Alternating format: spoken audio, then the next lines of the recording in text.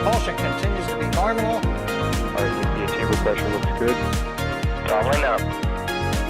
Roger roll with Atlantic. Water towers can fly! Yes! Tango Delta nominal. Flight now, SC off. Again, SC off. Yikes. You bet. Concur. We don't need any more of these.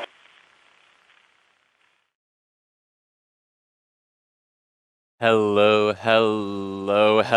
everyone. How is it going this wonderful morning here at Starbase, where all signs are pointing toward Booster 7 testing?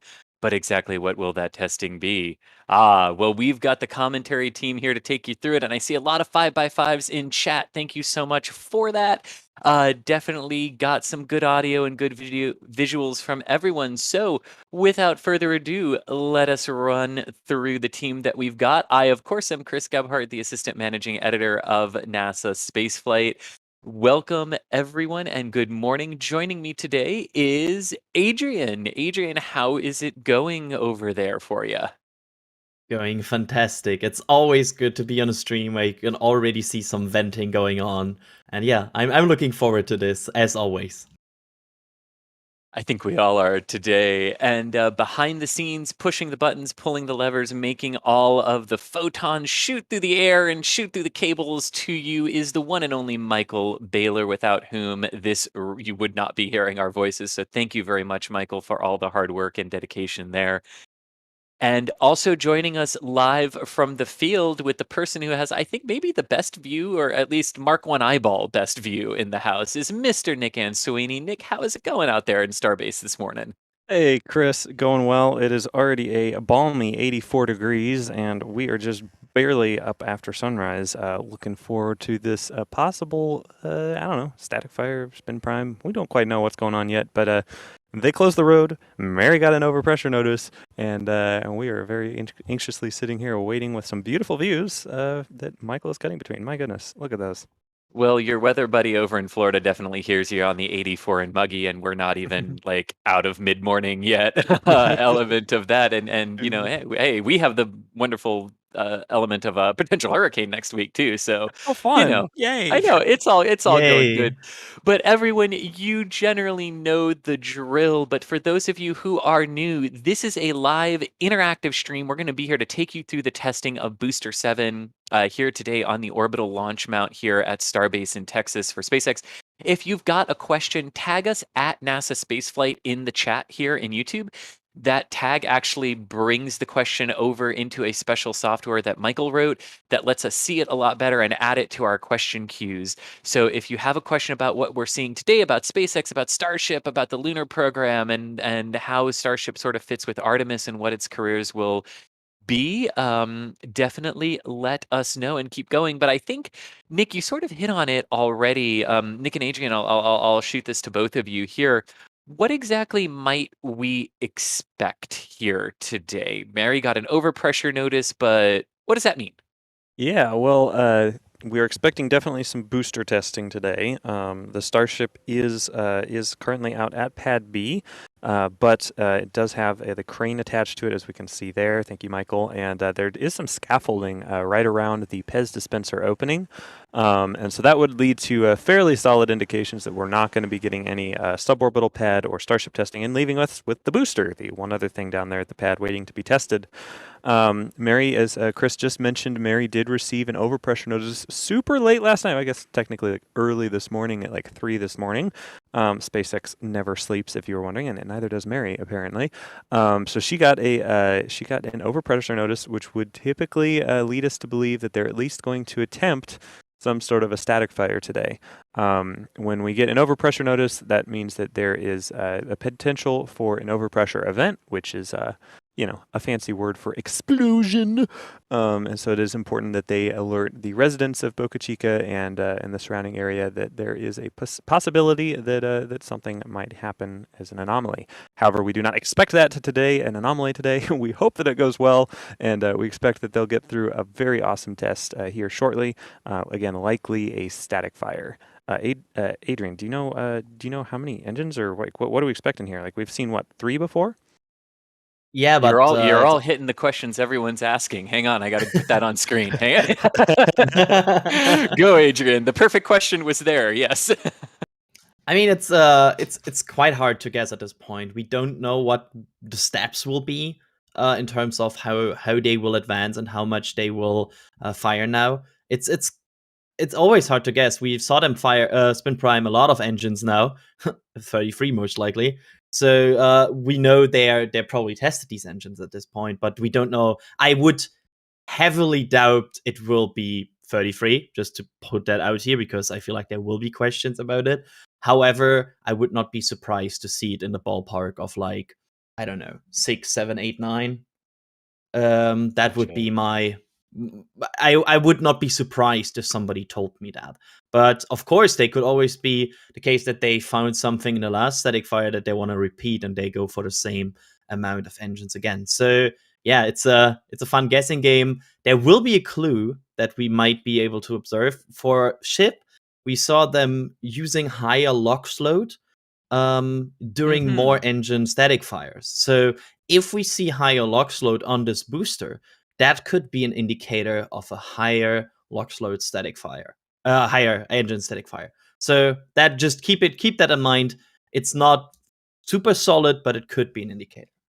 And would the added propellant there, Adrian, would that be both for, like, more, you fire more engines, so you obviously need a bit more propellant, but also for mass considerations with the hold down systems that are present at the OLM? I feel like it's more the later, because so far we have not seen corresponding methane thrust rings all the time. There was methane, of course, and there was probably more, but it's not like we saw them also loading the methane tank to huge amounts on the ship. So that leads me to believe that they might just want to load more LOX, but not more of methane to act as a counterweight. Because I feel like if it would be needed for the combustion itself, they would load them equally. Gotcha. And all right. So, and questions have been coming in. So, Justin saying, let's light this Roman candle. I think we can all agree with that. Andrew saying, I thought Christy was the assistant to the managing editor. I appreciate the Office Dwight joke there. Very much love it.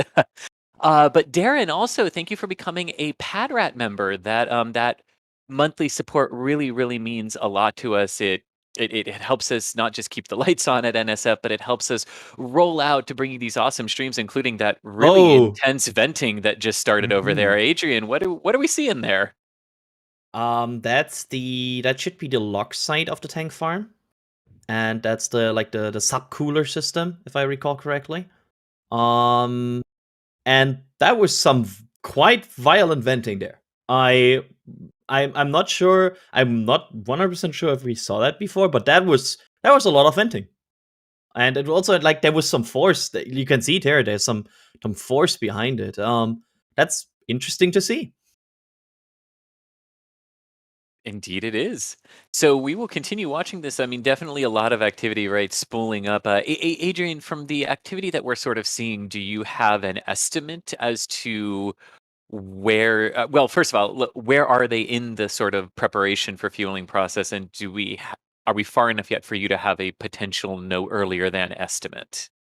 I would have a no earlier than estimate of 11:30ish. I would pretty much bet that they most likely won't go before that, because we can still see the pad vent going, and that is still, it's not even like in full force yet, and that indicates that prop load not even has begun. And again, I would maybe suspect some higher prop loads today that would extend the countdown. So from here on out, it's still ways to go, and we certainly don't know how long, because higher prop load means longer countdown, means less predictability in the countdown.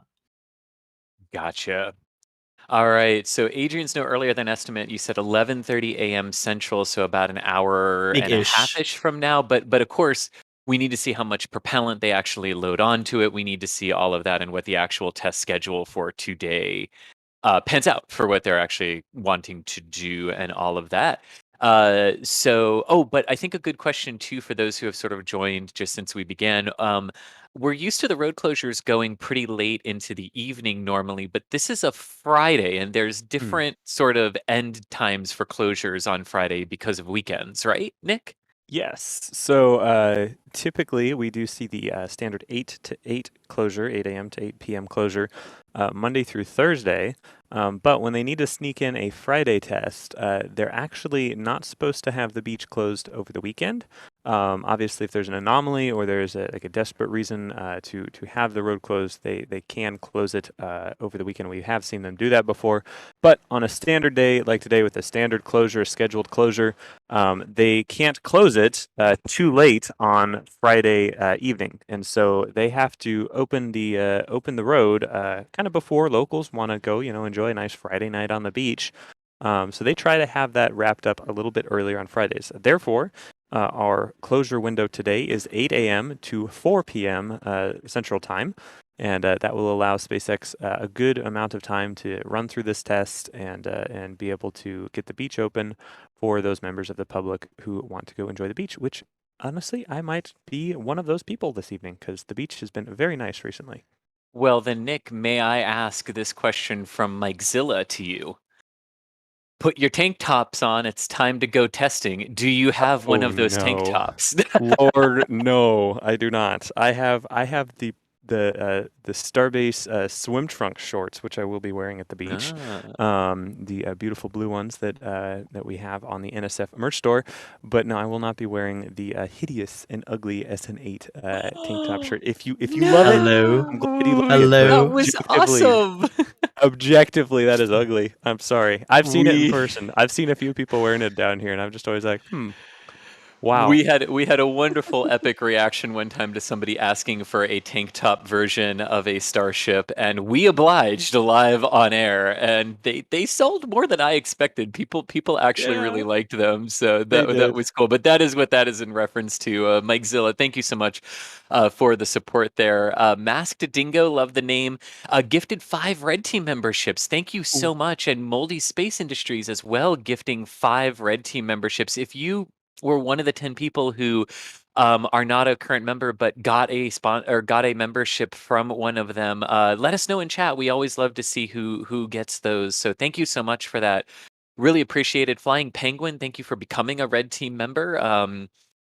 And Kara Yeen, Kara, you became a Capcom member. So that means if you love all of our wonderful, ridiculous banter, you get to continue that with us in our Discord. Capcom levels and above get access to our Discord. So if you like all the banter and you like the interaction that you get here and you want to continue that, you can have access to that with Capcom membership and above.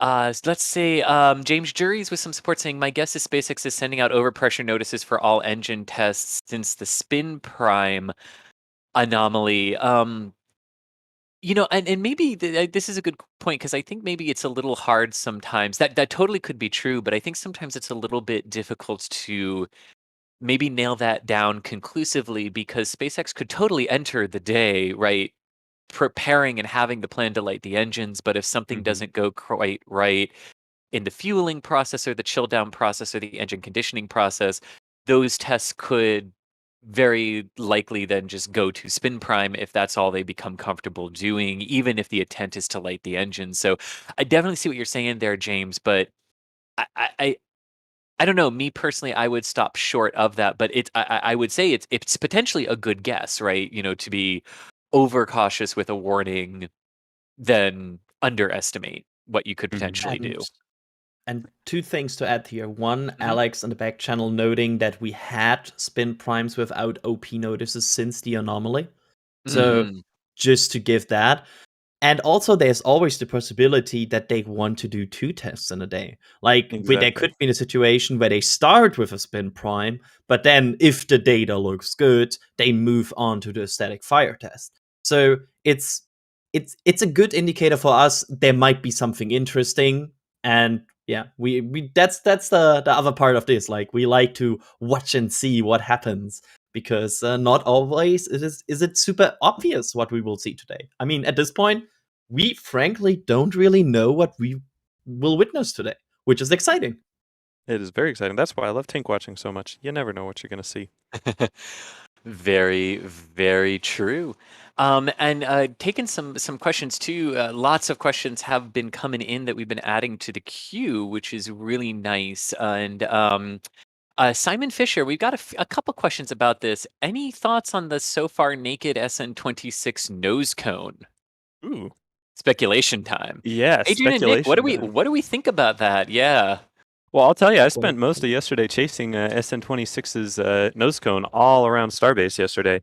They moved that all over the place. It is currently residing in the windbreak in front of Tent 3, and it looks like it's hooked up to a crane still. And so we're not really sure what they're doing. It has all the pins for tiles, and so that would, lead me to wonder maybe there are tiles that are going to be put on it, but we don't know for sure. And so yeah, that's where it is currently and what it has on it. Adrian, do you know what that means, though?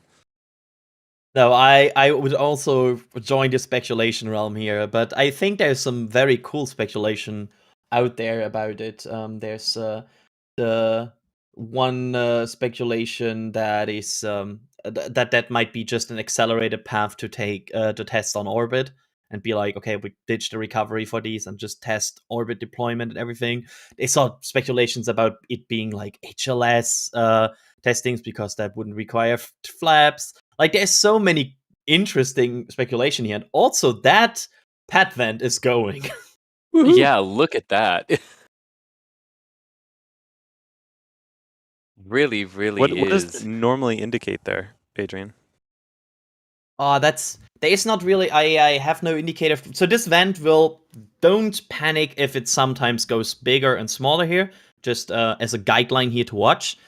This vent will increase and decrease a bit. The big thing is if it stops, because usually when it stops, that means propellant loading. Our current guess what this pipe might be is like sort of a T-flip end of the vent where that is used to purge the line, and once they close that, the other side of the T goes into the booster where they then fill it. So basically, this is a purge before the propellant loading. That's the kind of guess that is going on. And a good question here from Stefan. Can they static fire without a notice to mariners? I actually don't know the answer to that. To be honest, I see on Twitter when people announce that there was a notice to mariners, but I don't actually know what the actual rules are around that, or even really how that all works. Like, how do those Twitter people find that notice to mariner notice? I just see it like the rest of us. So I actually don't know. It's a good question, though. Very good question, Stefan. And Sean asking thoughts on the new blinking lights. We got a lot of questions about this. I pulled Sean, but a lot of people were wondering about the new lights that we're seeing. Yes. Sorry. It was an early morning this morning. I'm sorry for the on-air yawn there. Yeah, those new lights do seem to be pretty interesting. They have the green and red ones up the tower, which seem to indicate some sort of personnel safety. You can be here, you can't be here. It's about to close, or it is closed. Type of warning. But the other ones, the strobes that I just noticed this morning, are very annoying in my opinion. They're very, very, very bright. There we go. All right. Good question here from Cinnamon Control. I like that name. Do you know how heavy the orbital launch mount is? If they lit all the engines with the booster clamped, would the support columns be in tension rather than compression? That is a really good question. The orbital launch mount's dry weight is quite hefty. It's about the weight of 2.5 empty boosters. Just the dry weight of the orbital launch mount when they last installed it. But I don't think we know exactly how much it weighs now, because they've added so much to it, like all those hold-down clamps and hydraulic lines and all that. So I actually don't know, compression or tension. I That's a mean, good I would question. imagine. I would imagine there's obviously going to be some change because of the Yeah. force that's being imparted onto that, but I would imagine it's relatively negligible given what the structures is built to withstand, if that makes Yeah. sense. Exactly. I Hmm. I mean, it also depends a lot on how much fuel is on the True. counterweight, meaning booster above it. Because if it's fully fueled, that adds already a lot of weight that is not then pulled to the auto launch mount. But I would say that's a hard question to answer without saying like how much fuel is there in the booster, how much is maybe a ship fueled on top of it. And even then, this thing lifts off with like thrust to weight ratio of like 1.5, right? So there is still a lot of thrust that is not like reduced Yeah. or neglected by the weight of this pure hardware. So I'm not sure. There might be tension still on it as long as they are not releasing the climbs. Yeah. And James Juries, thanks so much for the support, noting no NOTMAR, notice to mariners and shuttle discovery, also noting that as well. Thank you for the support there. But I yeah, Alex, sorry, Adrian. yeah. Sorry, There's, Adrian, comma, Alex posted something in our back channel about this if you want to yes. take that. Yeah, what they are talking about are the bulletins that announce these NOTMARs over, basically in writing. But we have seen, to my knowledge, in the past that they do these over radio as well. So Hmm. if it's not, I would not call it a solid super hard indicator here, because it's not like we have always have seen it. They can also announce these over radio. It's these Gotcha. bulletins they're talking about. That are Gotcha. posted. And Isaac from Sweden saying, watching your amazing coverage from Sweden, how many Raptors are you guys guessing for today, or if they'll do a spin prime? So I know we've covered sort of the spin prime element of it, but if they do go for engines, how many are we thinking? Yeah, that's a really good question. I know Adrian's educated guess there was between like 6 and maybe 9, somewhere in there. I'd say that's probably a good guess, simply because we've seen them do up to 3 so far on the booster, and obviously they want to continue pushing the envelope and not necessarily retesting milestones that they've already achieved. But however, it is completely possible that they only do a 1-engine static fire. We don't really know exactly what they're doing today, because Gotcha. unlike like a Falcon 9 static fire, those are all very routine, and we know that they're gonna do their regular procedure. Here, it's all kind of untested ground, and it's all new, and SpaceX doesn't do an official announcement about these, so we don't really know. We'll see though. We'll find out. There we go. Phil, thanks so much for becoming a Red Team member, and MT, thank you for also becoming a Red Team member. That monthly support and continued support really means a lot to us here. Thank you so much for that vote of trust and confidence. Really, really appreciate it. Mike Zilla with some support as well, saying, guess the Earth to Mars launch number of views. Oh man, just NSF number of people watching the Earth to Mars launch? I'd say in the millions. In the millions globally. I can't wait to see what the numbers are for like the first human landing on Mars, because years and years and years ago when Apollo 11 landed, it was something like 600 million people around the world watched it live concurrently. Most watched broadcast at its time, and can't wait to see what we get for that as well. Thank you much. Reese also with some support saying, and good question for Nick or Adrian here, will Starship reduce the cost of putting stuff into space, such as satellites and future telescopes, and what are some sizes we can expect of future near-Earth orbitals? That's like basically you're asking for market research here. Basically the first part, that's their goal, right? They want to reduce the cost of putting stuff into space massively with this infrastructure. That's the goal. Of course, it always depends on how the whole market will adapt to this and what the capability. You have this huge vehicle now with enormous capabilities maybe in the future. What kind of payloads do you want to use that for? You can, for example, deploy space telescopes without complex folding mechanisms. And like these are all these questions are there, but it's hard to answer right now because the market is not really showing us yet. They are super moving into Starship and they are totally adapting it. I feel like there's still this waiting game of these higher payloads. And so I would say it's kind of hard to predict. And I wouldn't dare to name like specific payloads that might go on this in the future.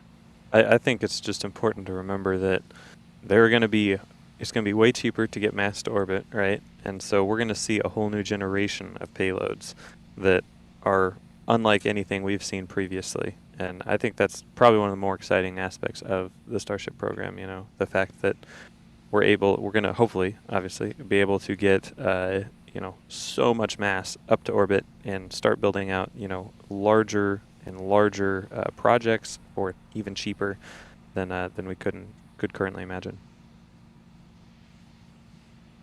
Gotcha.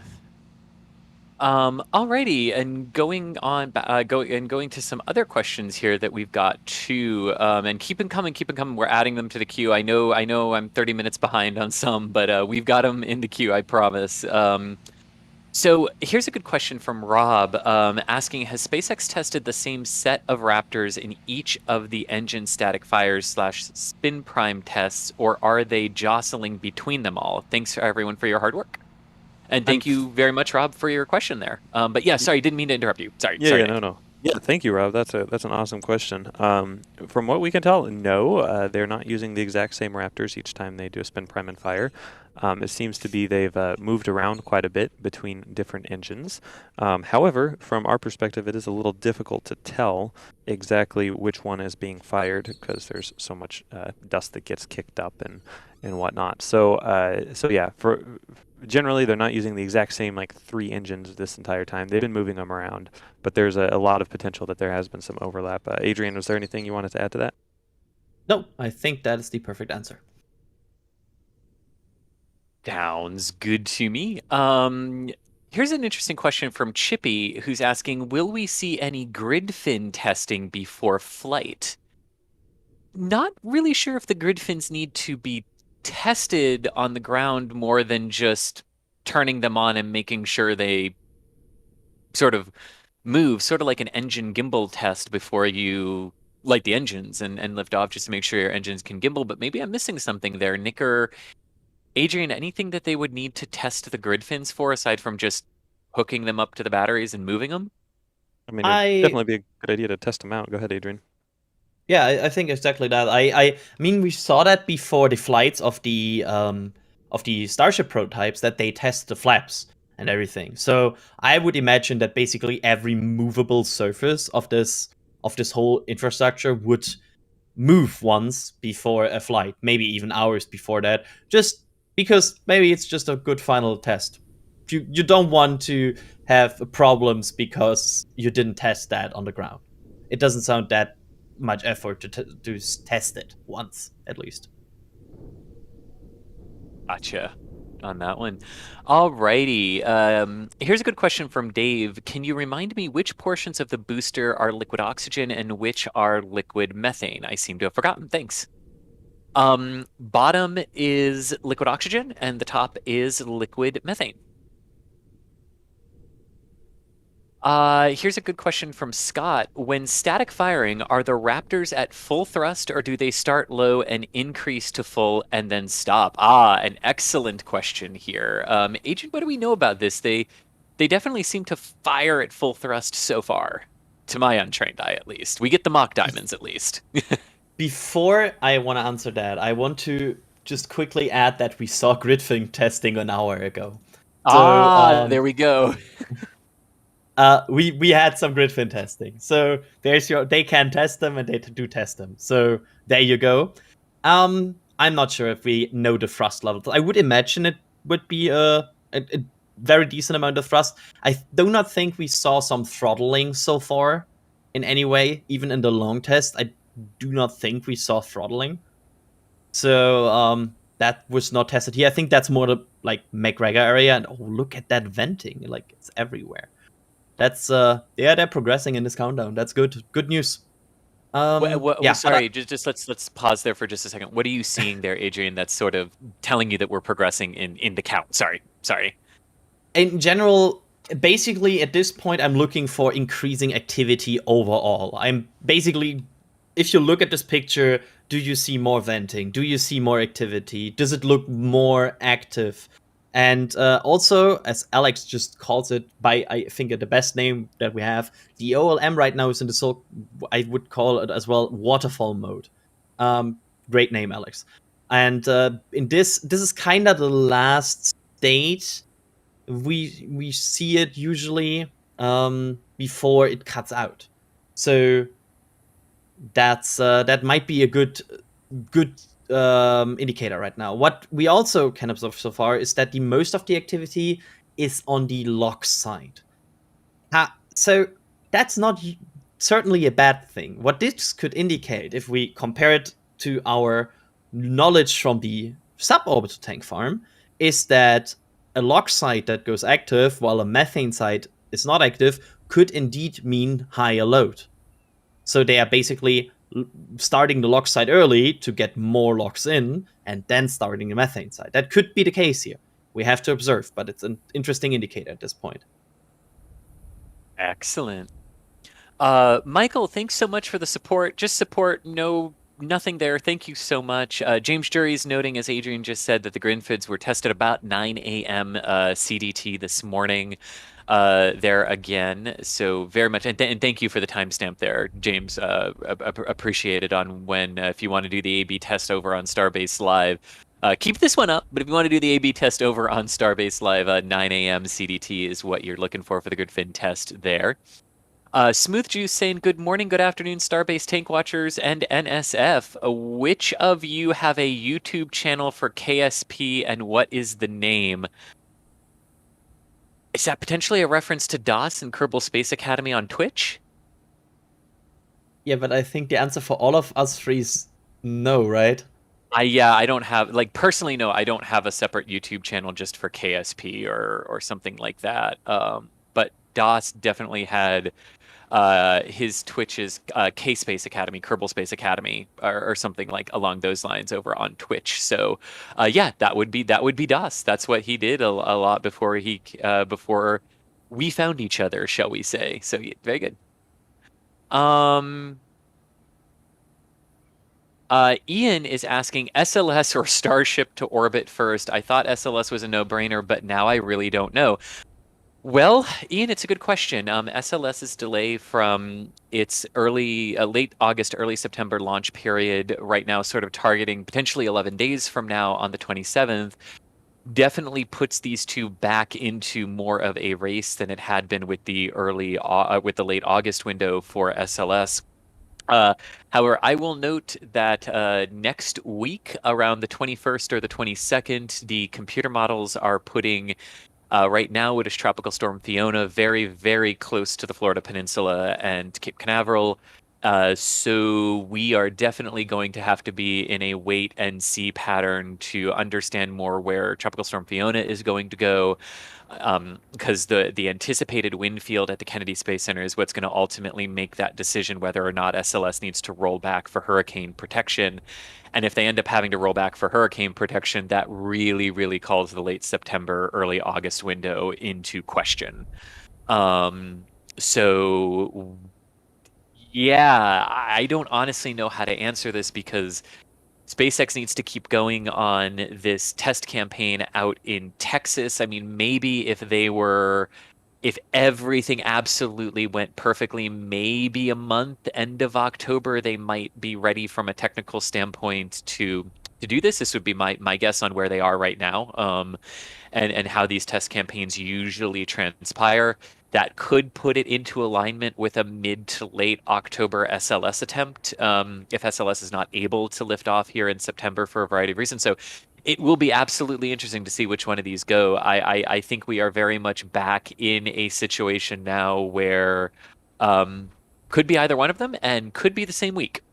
which is something I had sort of jokingly said for a few months, and now we seem to be aligning to that again. So good question though, but not sure we can really say concretely one way or the other, due to Starship needing to finish all of its ground testing and SLS still being at the mercy of does the fueling test reveal any more liquid hydrogen leaks? That fueling test is currently scheduled for the 21st of September, but that could get complicated by tropical storm, potentially Hurricane Fiona, by the time it reaches us. Or comes near us, and then also the range for SLS still needs to approve that waiver for late September for the batteries if the fueling test goes well and the hurricane doesn't get us. So probably not the answer you were thinking you were going to get there, Ian, but that's where we sort of stand on all of these. It's not a clear-cut answer. And also, welcome to hurricane season in Florida, where these become pop-up nuisances sometimes for rockets, but got to protect the rockets when we need to. Okay, more questions, and keep them coming. I see them all coming in, and I'm adding them to the queue as we go. Varen Singh with an interesting question. If you could have any rocket launch in celebration, which rocket would it be? For him, or for them, it would be the N1 rocket. Interesting. Interesting choice of the N1. Well, for me, I think I have to answer this the way everyone's expecting me to answer this. Shuttle. Oh, I thought you were going to say Soyuz, one of those S rockets. I thought about it, but I was like, nah. I think there's just a dramatic pause, and then Shuttle is the better way to go. Nick, which one would you like to see launch? Just in your celebration. That I guess that can be a celebration for anything. What would you like to see launch? Honestly, I'd like to see Hoppy fly again. I think that would be fun. Oh, Hoppy. I like it. Obviously, I'd want it to be safe and stuff. Wouldn't want to damage the queen of Starbase, but it'd be cool to see that. I'm not sure, by the way, if the methane subcooler is on or if there's just a giant amount of venting right now. And also for me, it would be Delta for Heavy because I mean, getting one guaranteed launch day for it, that would be amazing. We really need to get you over here for one of the final two when they go from the Cape here in the next couple of years. But there you go. There was the answer. There's our answers there, Aaron. Another good question here. Sorry. Yeah, go ahead for it. Alex is also saying what I think I see as well. I think this is mostly the OLM right now going absolutely crazy. But also I see some condensation on the methane subcoolers sometimes when you can see them after this OLM event. So I feel like the methane side of this is right now bit active as well. So that's, you can see it like to the left of the tank farm a bit, and there you can see it barely. But I think there's also activity now at the methane subcooler, so that's good news. Adrian, can you answer? Yeah. I have a question for you. I know I'm not looking at the chat panel, but perhaps this is a question. Is there a reason why there's so many vents? Like, are they just like clearing pipes out, or why are they wasting so much, LOX or methane or whatever they're venting here? Why is this? It's a complicated answer. Most of the venting we see, I do not think is actually venting, but condensation. So there's a lot of uninsulated pipes there that if you have cold, and we are talking about really cold stuff here, is flowing through them, that will produce condensation. So a lot of surface means a lot of condensation.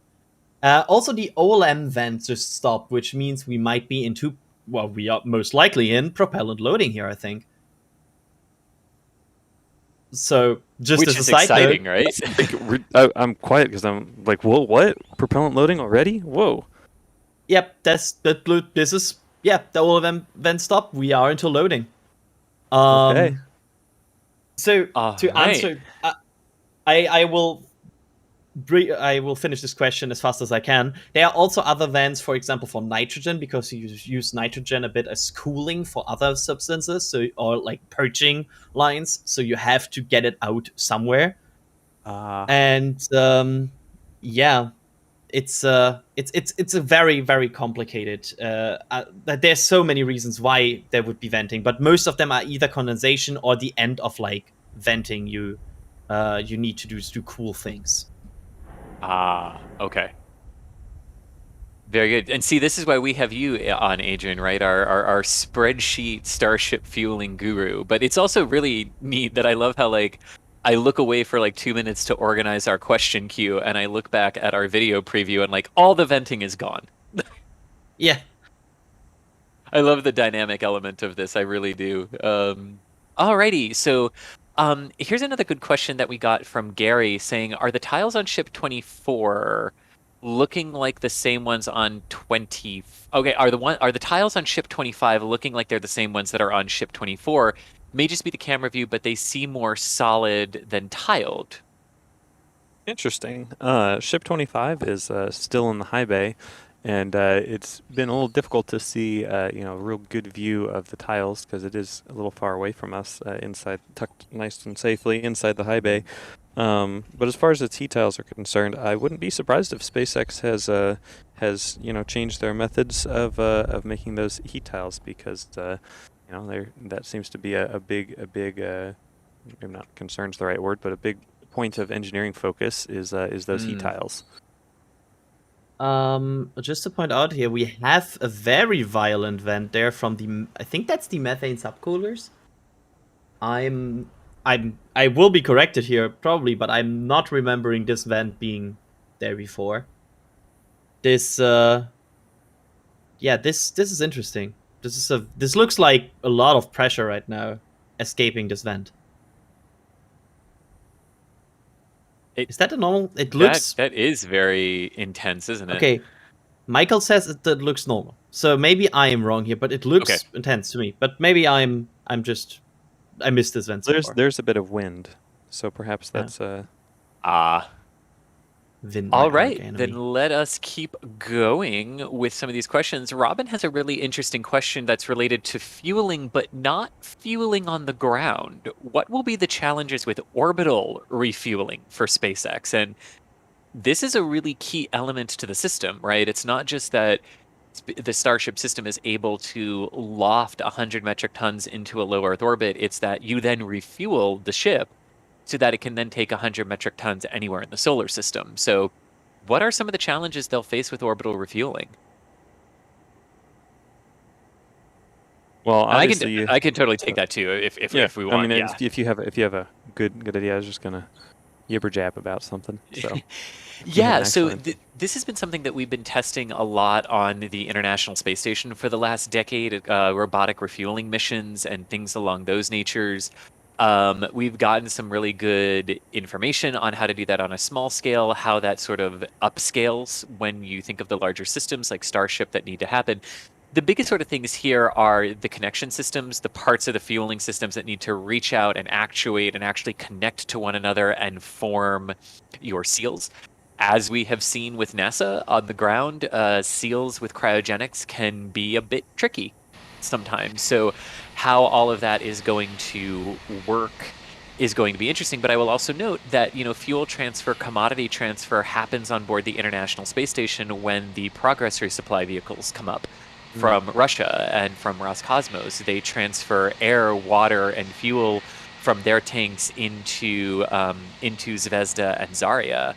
And those two modules there, and also now Naoka, now that Naoka is there in a docking module. So so this sort of transfer has definitely taken place before. So it's not that we don't know how to do it, it's the scale and the size of what we need to be able to do. So, those are some of the things that they will have to work through, and they'll have to have different ways of, some of the ways of troubleshooting it will be the same, but they'll also have to have plans for how do you troubleshoot potential leaks up there when you can't just send out the maintenance crew to the launch pad. Sorry, were you going to say? Oh, there you go. Sorry. That was a good point. I hadn't even thought about leaks on orbit. That is a big mess in and of itself. Yeah. Ooh.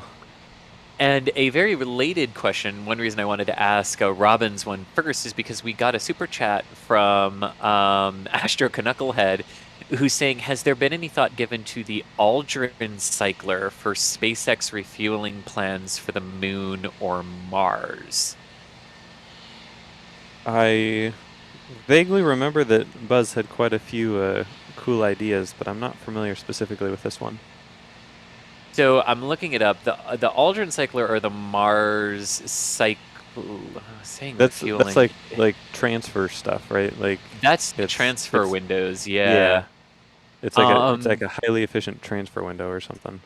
It is, which the more fuel you can pack onto a Starship, right, the more sort of direct route you could end up taking as long as the payload mass in your Starship was there, right? This is sort of coming down to uh this is sort of coming down to exactly how much is the payload, how much fuel do you have, how much delta V of that fuel can you retain to slow down once you get there, what do you need to do?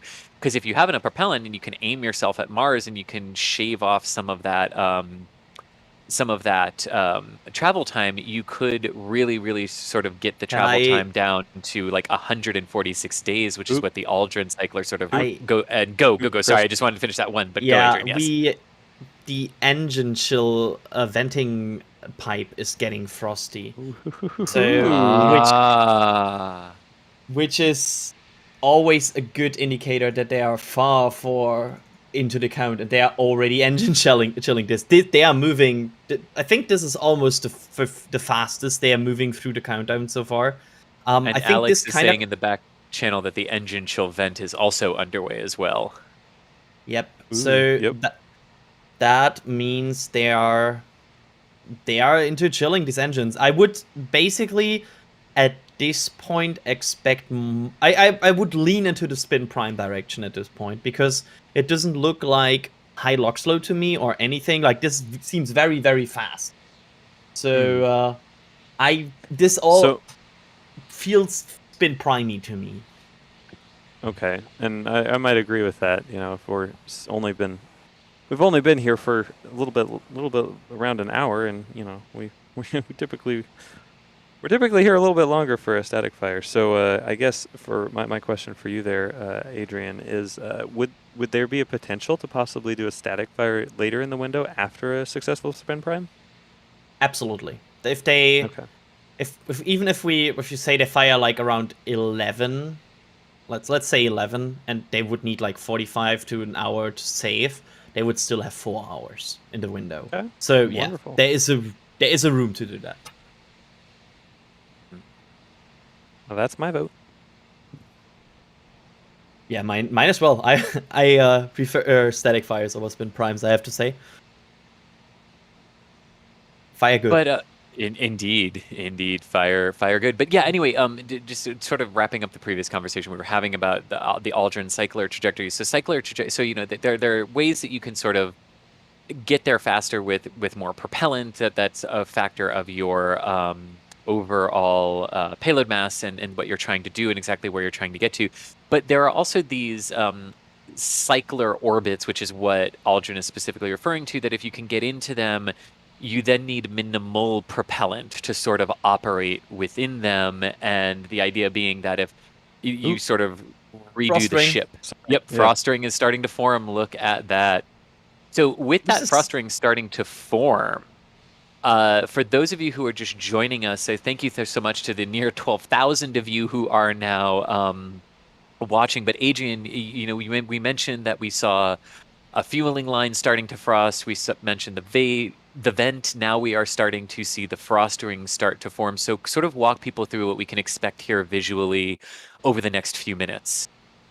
Yeah, the Tower. frost ring will most likely increase, and we are.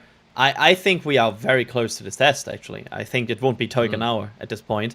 The next big indicator would be a venting from the right side of the left cam. You can see right now there will be a vent on the right side of this camera. That will be the kind of immediate vent. That would be a vent that would come up like 30 seconds before. But we are still. They are progressing fast. I would not say it takes an hour at this point.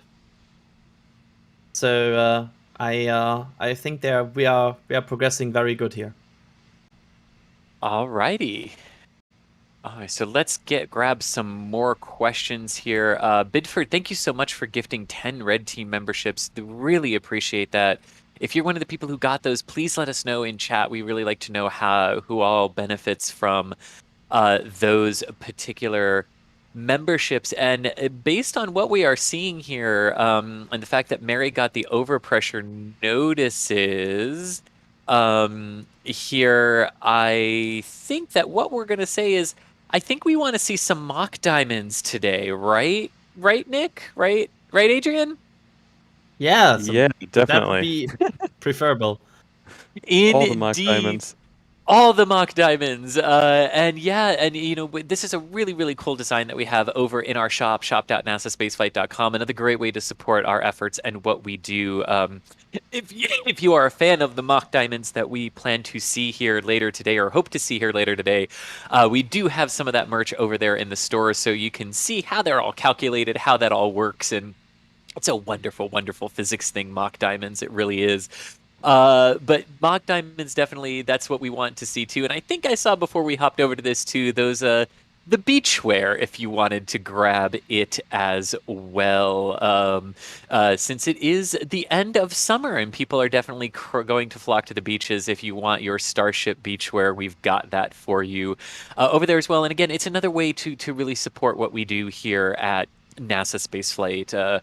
The proceeds and what we get from those go directly into supporting the people and the equipment and the streams that we all need and love here as we continue to watch what happens over in Starbase. But that frostering is building rather quickly, is it not, Adrian? And that's part of the normal part of how they fuel this vehicle, correct? It's a very Yes. fast fueling process, is it not? Yeah, you could say they move right into fast fuel, fast fill. Yeah, it's the hate, as Alex pointed out in our back channel. Thanks for Alex for being constantly there in the back channel today. It's if this is a spin prime, we saw some similar levels. Basically, they would stop right below the access hatch. You can see the access hatch there. And the previous spin primes had the level of basically the bottom of this LOX tank access hatch. So if it stops right there, this might be another indicator of a spin prime test that is appearing here. So yeah, this is, wow. I think while I talked, it moved significantly. It really looks like it did, didn't it there? And yeah, that was sort of a question that Anish had been asking as well. Why does it take so much time to load propellant in? And they were sort of asking this a few minutes ago when they were doing the transfer chill down. Can you sort of talk a little bit about that and sort of why the process takes as long as it does, even though for rockets it takes a short amount of time compared to some of the other systems that we've got? First off, I want to point out that LOX engine chill has started, so that's another indicator here. We are moving into this flow. And sorry, the question was why this all takes so long, right? Yes, yeah. That's the engine shell. That's the big vent again, but that's normal. That can appear. So usually, what rockets have, what takes all of this wrong, is basically you need to kind of chill every part of the equipment before it gets used. I would imagine that is similar to every other rocket because they are using very, very cold propellants here, and usually material doesn't like to get shock frosted, any material. So basically getting all of this into the right condition, preparing everything for receiving all of these cold substances is, yeah, it's quite a hassle. And I would imagine that this is basically a problem that every rocket that deals with cryogenics ever had. I would imagine it's the same for, I don't know, like, yeah, basically the shuttle, SLS, whatever. Gotcha. And this is actually a really good follow-up question to that, who is asking, why do some rockets go into replenish mode, like SLS, and others don't, like Starship or Falcon 9? So yeah, it sort of depends on how the vehicle is overall designed. It's not just that, oh, kerosene rockets need to be fueled right before liftoff, and hydrogen rockets need to go into stable replenish. The Atlas goes into stable replenish before its liftoff, and it uses kerosene in its first stage. Although it doesn't use chilled kerosene, it uses ambient kerosene, but the rest of it goes into stable replenish. SLS goes into stable replenish because that's when they'll actually load the astronauts into the Orion capsule, is after the vehicle is fully fueled for launch. And then vehicles like Starship and SpaceX are literally, they use super cold densified propellants, which means you want to load them as quickly to lift off as possible to minimize the amount that boils off and to minimize how much the propellant starts to warm up while it stays a liquid, because you want to be able to get as much energy and as much oomph out of that propellant as possible. So keeping it really, really cold is key to Falcon 9 and Falcon Heavy operations. So that's why they load it at the very, very end. But it ultimately comes down to they're trying to eke out more performance. So they do not load it and then let it go into stable replenish. They used to do that with the Falcon 9s. They used to start loading further ahead of liftoff, and they would sort of get into replenishment modes with some of the commodities as well, but then they went to this load and go procedure. So really just comes down to the process and what you're planning to do with the propellant and what you're trying to get for the performance with your engines on that one. At this point, by the way, we see some very significant venting from the engines. You can see like puffs from the engines coming, and also we see this kind of new vent on the top that also we have kind of discussion might be related to the engine chill of the that is going on right now.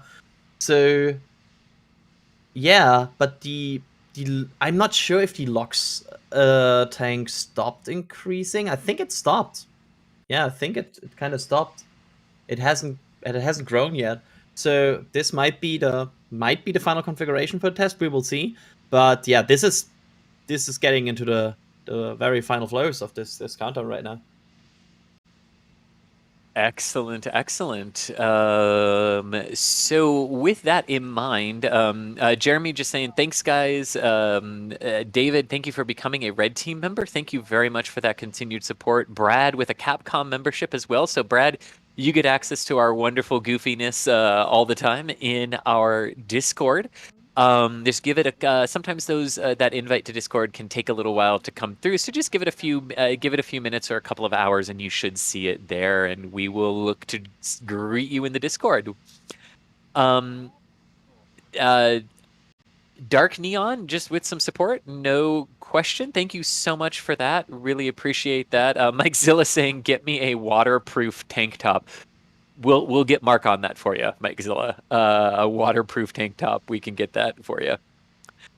Alrighty, and maybe we could just hit this a little bit again, but before we do any more questions, 14,000 of us are here, watching as we prepare for SpaceX to sort of test Booster 7. I think we know where I'm going with this, but let us know in chat where y'all are watching from around the world. Really love to see where everyone is watching from. And you know what? 14,000 of us are here, and I only see 2.8 thousand likes. I think we can do better on that with that stream. And this is another way of helping us because it gets YouTube's engagement algorithm to really pick up on the stream and push it to others who might be interested in this stuff as well and seeing the engine test today. So seeing a lot of Canada, Denmark, Norway, Belgium, Thailand, Norway, Philadelphia, London, St. Louis, Michigan, Madrid, UK, London, Germany, lots of Europeans watching today. Wonderful. Istanbul, Turkey, also really loving that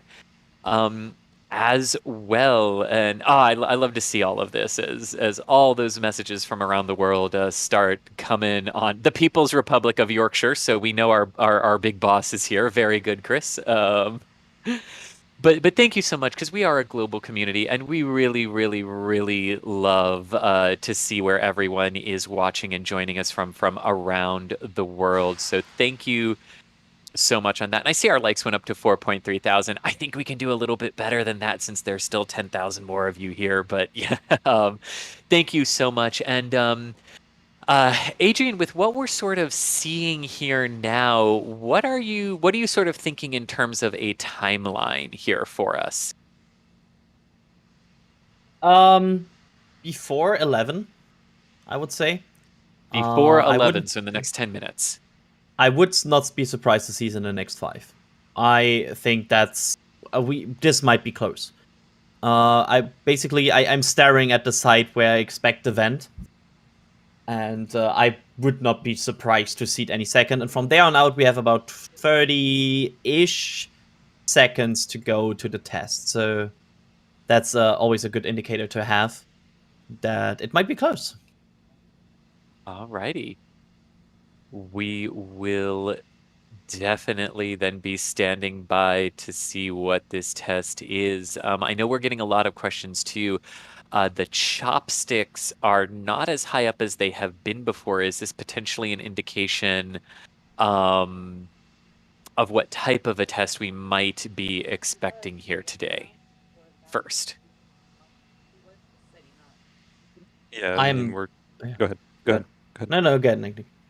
We're looking at likely a spin prime test here in the next couple minutes. But since Mary did receive an overpressure notice at like 3 in the morning this morning, we are also expecting some kind of engine testing that we will see though. We will see. So possible engine testing after a spin prime, which should be happening shortly, based on all the venting we're seeing.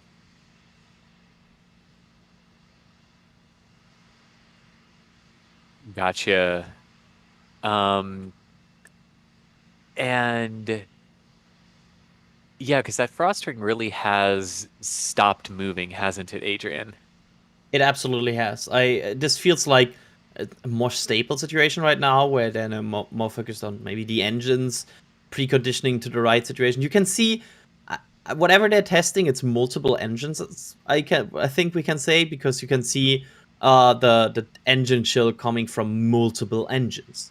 So that might help us to identify that's at least multiple engines. So Brandon has a yeah. good question here that's very germane to what we're seeing right now on screen. Any reason why they would do another spin prime after they already tested them? Was something not good as they were? Why might they be right? Why might they redo the spin prime? I think there's so many reasons to answer this. There might be that they just didn't like the results of the first one. Maybe B, the test floor wanted to have multiple tests. Maybe they're doing something different. It's not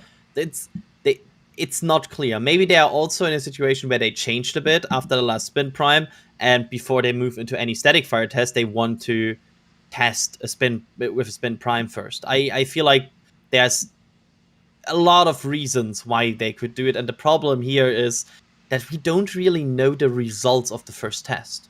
I mean, that's always the problem we have since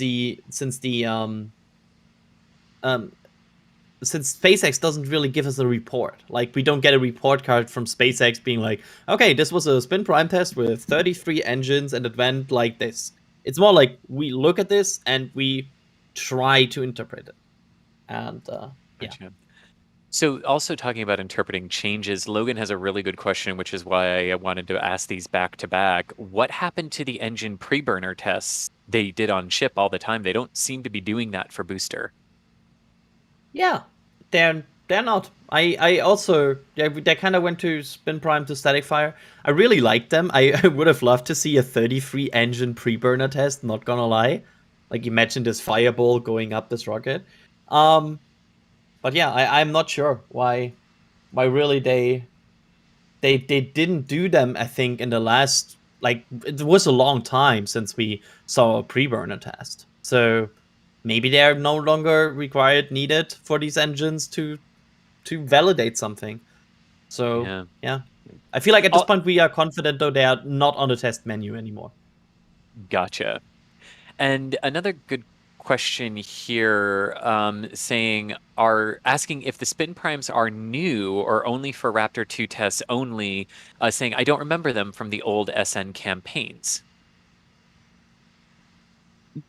That's an interesting question, because I feel like we kind of forgot that they happened. I feel like sometimes we speculated that they were like aborted static fire tests because we weren't aware that there's a thing called spin prime test on Starship. So I think we saw on even Starhopper, we saw spin primes. It's just that we didn't always identify them and kind of called them aborted static fire, because it is hard to identify them. We saw them firing all the vents, but then it was not firing. So It's hard sometimes. Gotcha. And Wayne with another good question. We can kind of see it there behind the booster on the right-hand side of the split screen right here, but saying, why is the berm between the orbital launch mount and the tank farm angled back? If protection of the farm is the goal, why not go vertical? Doesn't this angle just steer flame and debris to the middle of the tanks? I'm Oh, not an sorry. expert on that. I have to say. Sorry, It's a I was very... Yeah, I'm sorry. I was talking while muted. It's Oh, a go for it. it's a very interesting optical illusion. I think those berms are pretty far away from the tank farm, meaning that they should be able to deflect most of the blast above the tanks, and they're not really aiming towards the tanks. If they did a straight vertical wall instead of like an angled berm, they would actually be reflecting a lot of that energy right back at the rocket, and we don't necessarily want that. So them being able to divert at that 45-degree angle basically points it right up into the air, where there is not much right above that berm. So that is likely why, and it's a bit further away than you might expect away from the tank farm, leaving the tank farm fairly well protected, in my ever so humble opinion. Yeah, this is where the answer is physics, and it's a really exciting physics answer because you're exactly right. The angle of that nick, right, is what you said. It's designed to deflect it up and away and over the top of the overall tanks that are there, so you don't have to build something as tall as the actual element you're trying to protect. You can use physics and deflect everything up and above it while also protecting your rocket from the acoustic sounds without bouncing all of that back toward the vehicle that's trying to escape it with a deluge system. So, very much so. Colin Bailey with just some support, no message. Thank you so much there. Bruno as well, just some support. And Barry, no, nothing like that. Just nothing, no message, just support. Thank you so much for that. Brett becoming a Red Team member, really appreciate that ongoing support. That really means a lot to us. Really, really means a lot to us.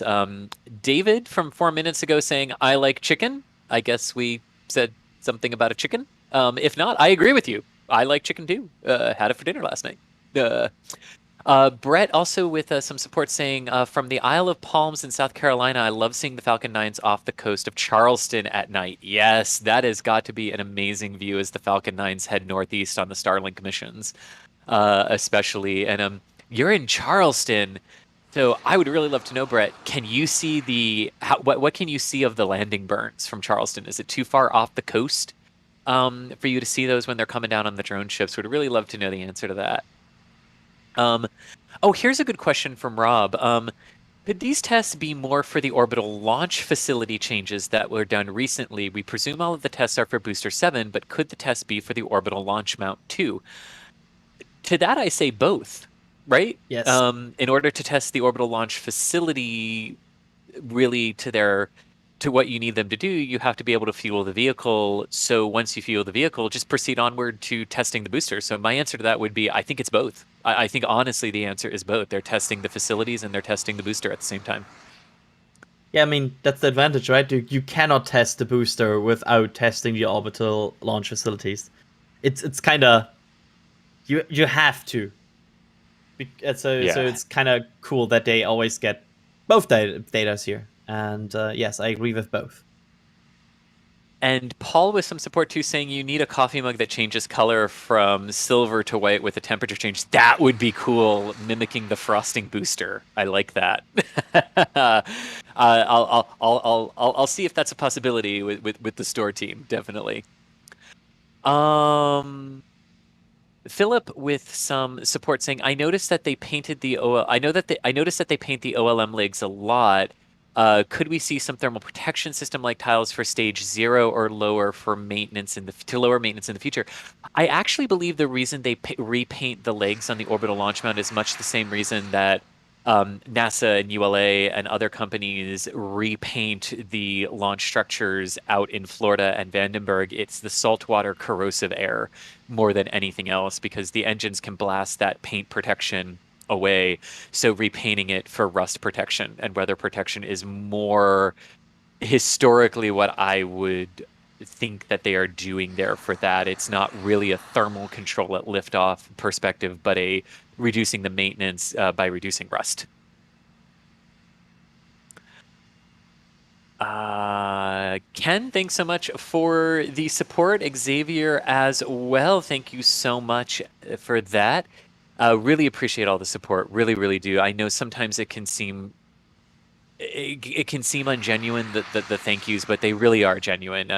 We are constantly amazed and humbled and really happy that you all trust us and love the coverage that we do and want to come nerd out with us, because this is part of the fun part for me. Is rocketry and space are all really fun, but it's nerding out together as a community that really makes it for me. So thank you all for being here and joining us for this today.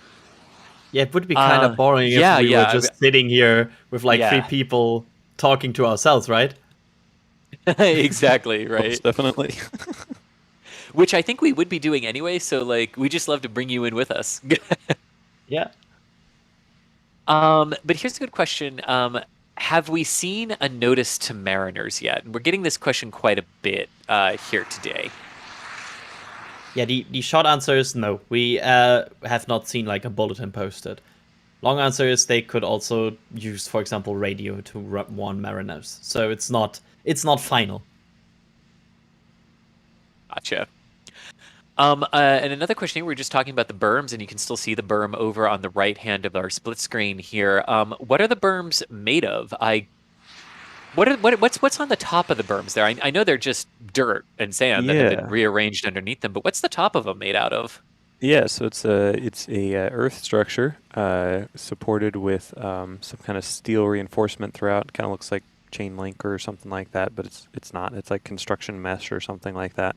And then they have poured concrete on top of that. So there's concrete on top of those berms to help protect them from water erosion and obviously flame erosion. Gotcha. And some other questions that we've gotten about the NOTMARs, just to reiterate, what Adrian was saying, those can be radioed. So there could be NOTMARs in effect, notice to mariners in effect, just without a printed bulletin that's posted on the internet. So just reiterating that, because I know we're getting a lot of follow-up questions on that as well. So just wanted to make sure we were noting that. But yeah, really good question there. Bean is asking, is B7 the most tested vehicle at Starbase ever? How many times did Hoppy get put through its paces? Yeah, I was going to say, I think every day that Hoppy's here, it's a test, so. Hoppy is the eternal test vehicle. I think in terms of actually like putting something on a mount and fueling it this many times and the number of times that the engines have been fired, I mean, Booster 7's been out there quite a bit for some testing. It very well could be the leader, the ground leader in terms of testing at Starbase. Yeah, it for sure is the ground leader in testing of boosters. I mean, the only other booster to do a static fire was Booster 3. So true. I just did a quick count on next spaceflight, and I think this is based on this list is the 16th time this vehicle is tested, including time. Okay. Yeah, including cryos and including spin primes and static fires. So there's a lot. Mm-hmm. Oh, very much, very, very much so. Alrighty. Another good question. Will SpaceX build an exhaust trench like they have at 39A? I believe the answer is a big firm no from Elon on that. They want to do this without flame trenches. I mean, he's always said if that turns out to be a bad idea, they would look at it, but they really want to do this without flame trenches. And based on the way the systems are sort of being designed, they have to be able to land on Mars and the moon without flame trenches and basically come straight down. So, yeah. No flame trench as of right now, but really good question. Really good question. Mandy Monday asking, do we have an overpressure notice? Yes, I believe, Nick, you were saying it was delivered about 3 o'clock this morning local time to Mary? Yeah, so we do have an overpressure notice. Mary received one late last night. I think she posted about it about 3 in the morning. So it shows you how late SpaceX can be up late working on things. But yeah, so we do have an overpressure notice that Mary did post about at about 3 this morning. Gotcha. And Techno Geek, good time for an update here for all of you who are here and joining us and waiting for this test. Adrian, Techno Geek is asking, it's past 11, why no spinny spin or flamey flame? Which I love it. It seems very much like a hold at this point. There's not really anything increasing or moving. It's very static without a fire. So Oh, very good. I appreciate that. so yeah, it's I would at this point guess on a hold, because this is going longer than we would expect this phase to go at this point. So we don't know why they're holding. We don't know what the reason might be. It could be as simple as waiting for certain conditions to be met. But yeah, we certainly have to observe and watch here what is happening. And the next thing again would be on the right side of the OLM. I'm trying to commentate a jinx it here into existence. On the right side of the OLM, there would be a vent coming that would indicate that a fire is or like a spin prime, whatever, is imminent. Gotcha. Well, I think Admiral Mareth has the best advice and the good advice from all of us. It's remember, never lick the booster during prop load. Important safety tip. Yeah, I don't think you would want to get your tongue stuck to the outside of this one. I don't know there, Chris. It is hot enough out here. I have considered it. It could be refreshing, right? Right. It's just condensation, right? Yeah, right. Just the germs will make you stronger. No, don't try that. NASASpaceflight does not recommend licking boosters. NASASpaceflight, not responsible for it. Yeah. Yeah, Paul, thank you so much for the support. Very much appreciated. DT Casper, thank you so much for becoming a Red Team member. Really appreciate that ongoing support. Nayek is saying that the booster is definitely getting frosty down at the bottom. Indeed, it is. But that frost line has been holding for a while now, as Adrian has noted. Definitely seeing like there's a hold that is occurring for some reason here. So continuing to stand by on what that is, because the hold could get resolved and they could proceed down into testing really at any moment. So just keeping our eye on all of those telltale signs for what might be happening here as we continue into the test window here today. Taylor Van Camp saying, what would a 3-core setup of Starship be called? The Super Duper Mega Heavy? I know that won't happen. Grin face. Keep up the great work. Aries Fan Club. LOL. Taylor, yep, indeed. I think Elon, I mean, I know you saying jokingly that won't happen, but Elon has talked about how in this case it would actually be easier to just scale the booster bigger than it would be to actually just start mounting other boosters onto the side to create like the super duper heavy variant of it. Just make it bigger. I believe the 12-meter variant is what they have discussed, and this is the current 9-meter variant. So yeah, definitely. I mean, I know it was a joke, but I just wanted to hit that really quick. But thank you so much for the support, Taylor. Really appreciate it. My absolute apologies for getting your name wrong there, as I just glanced very quickly at it. My apologies, Taylor. Jim Slim saying, I came here for the rocket firing, but staying for the nerdity. Love it. Yeah, our nerdity is wonderful. Jeremiah saying, love the NASA Spaceflight team. Thanks for the coverage. Miss the daily videos with my morning coffee. Will the regular morning videos return? We're definitely not stopping our coverage of what happens day to day in Boca, but we're trying a little bit something new right this moment for this period of time. But I think that's what we'll say to that right now. But yeah, we're definitely not stopping that type of coverage, just sort of changing up exactly how we present it right now. So definitely that. But love that you have that morning routine with your coffee. Really love that.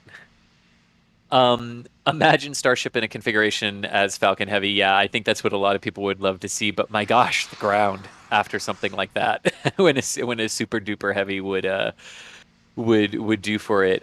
Matt also has a really good question here. Adrian or Nick, this is probably a good one for one of you. Asking, how will Super Heavy survive re-entry when it doesn't do the entry burn like Falcon 9 does? You know what? I do not know the answer to that. I know that we've seen a little bit of the flight profile of Super Heavy and Starship as they've been planned, but I don't really know the minutia of that. Adrian, is that something you know about? I would just guess that it's from the core build to sustain the forces without exactly that. Like you can always design a vehicle for certain forces, and it just is designed to, handle these forces, what Falcon 9 cannot do. Indeed. It comes down to the material that's being used. It comes down to the engines, what they are built to withstand, and they don't need to refire the booster engines to slow it down to reduce the aerodynamic heating because it's sort of been built with that in mind. So reducing the number of times you have to reignite the engines for something like that. Exactly. Jay saying, Nick, I triple dog dare you to stick your tongue onto that booster. Again, NASA spaceflight, not responsible for. And I everything. might do that There we go. just because. But here's a good question too from Felix11 saying, should we not be seeing a frosting ring on the methane tank in addition to the liquid oxygen tank? And Adrian, this is something that's been really interesting with the booster test so far. Have we ever actually seen a methane ring yet on the days where they've gone to do stuff with the engines? So this is very much comparable to ship. It seems like they kind of don't want to put more methane into these vehicles than they absolutely need. So this is very comparable to ship testing, where we see like 1/3 of the LOX tank being loaded, but no signs of any methane loading. So yeah, I feel like they're just using this LOX as a counterweight, and they don't want to put more methane into these vehicles than they absolutely need, because of course that instantly raises the risk. With more methane loaded, you have more things that can combust, and so if they can mitigate some risk with that, I mean, sounds good to me, I would say. Oh yeah, and Alex pointed out, funnily enough, the only time we've seen a frost ring in the methane tank during engine testing was during the 33 engine spin prime with explosion. Ah, there we go. So let's not hope for a methane frost ring. I like that. I like that. Here's a good question from Jack Vancouver from a little while ago asking, would there be any reason why they would want to add more armor to the quick disconnects on the orbital launch mount? And I think we're talking about there's a lot of exposed stuff there right now, Adrian, right? Yeah, in general, like Definitely. yeah. There's you would I would expect that in a very final state, this pad is way more like encapsulated, because every pipe is basic. You have some danger there. There could be things that hit these and then damage it. So I would expect, as soon as they don't need to access this every day anymore, they would maybe shield it more. But right now, shielding, of course, would mean they have a harder time accessing it, and they are working on this every day. I think yesterday we saw there's a picture we could post where there were like 8 man lifts on the pad, and oh wait, okay, Huh? Go ahead. I saw something. I thought I saw something, but I didn't see it. Oh, gotcha. Okay. Here's another good question from Brian asking, are the chopsticks safe at their current height if they static fire?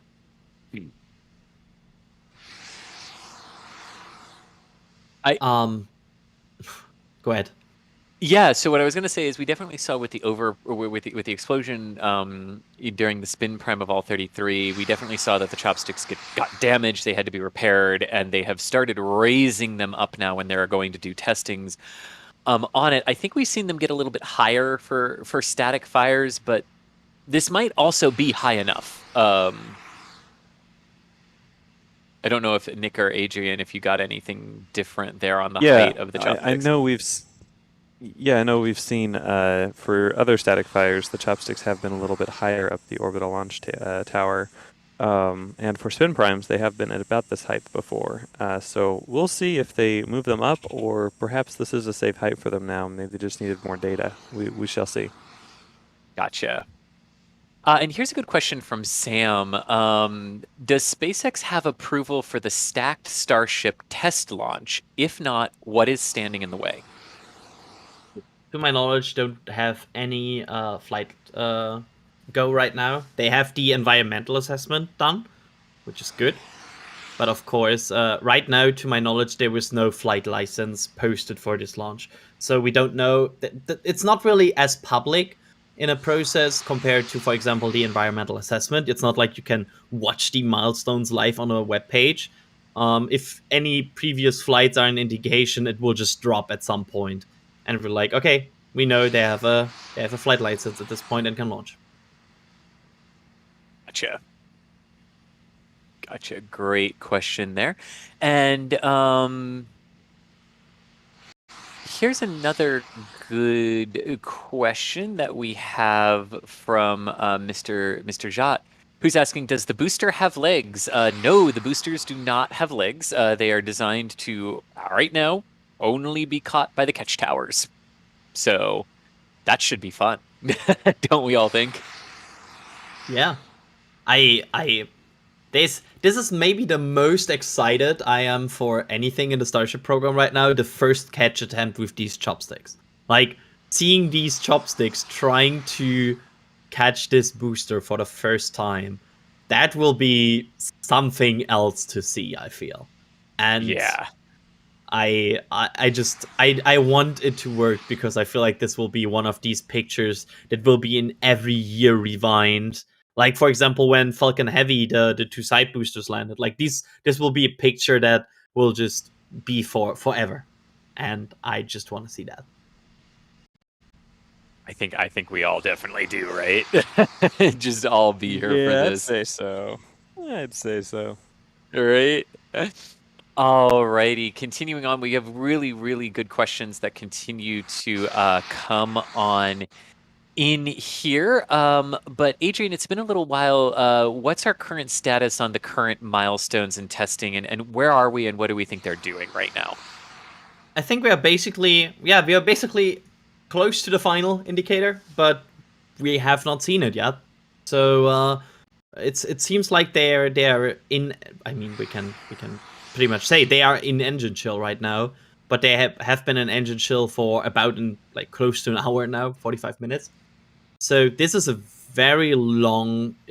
Hold. It is not. Nothing is moving at this point. It's not like a frost ring is increasing, or we see any significant activity from the tank farm. It's very static at this point, and we are just waiting for this static moment to resolve, and then moving into the final operations before T0, which would be the vent on the right side of the pad going, and then it would probably start very soon. That is, I think, where we are right now. Yes. Gotcha. And another good question here from Memo. Will this testing campaign be replicated in Florida?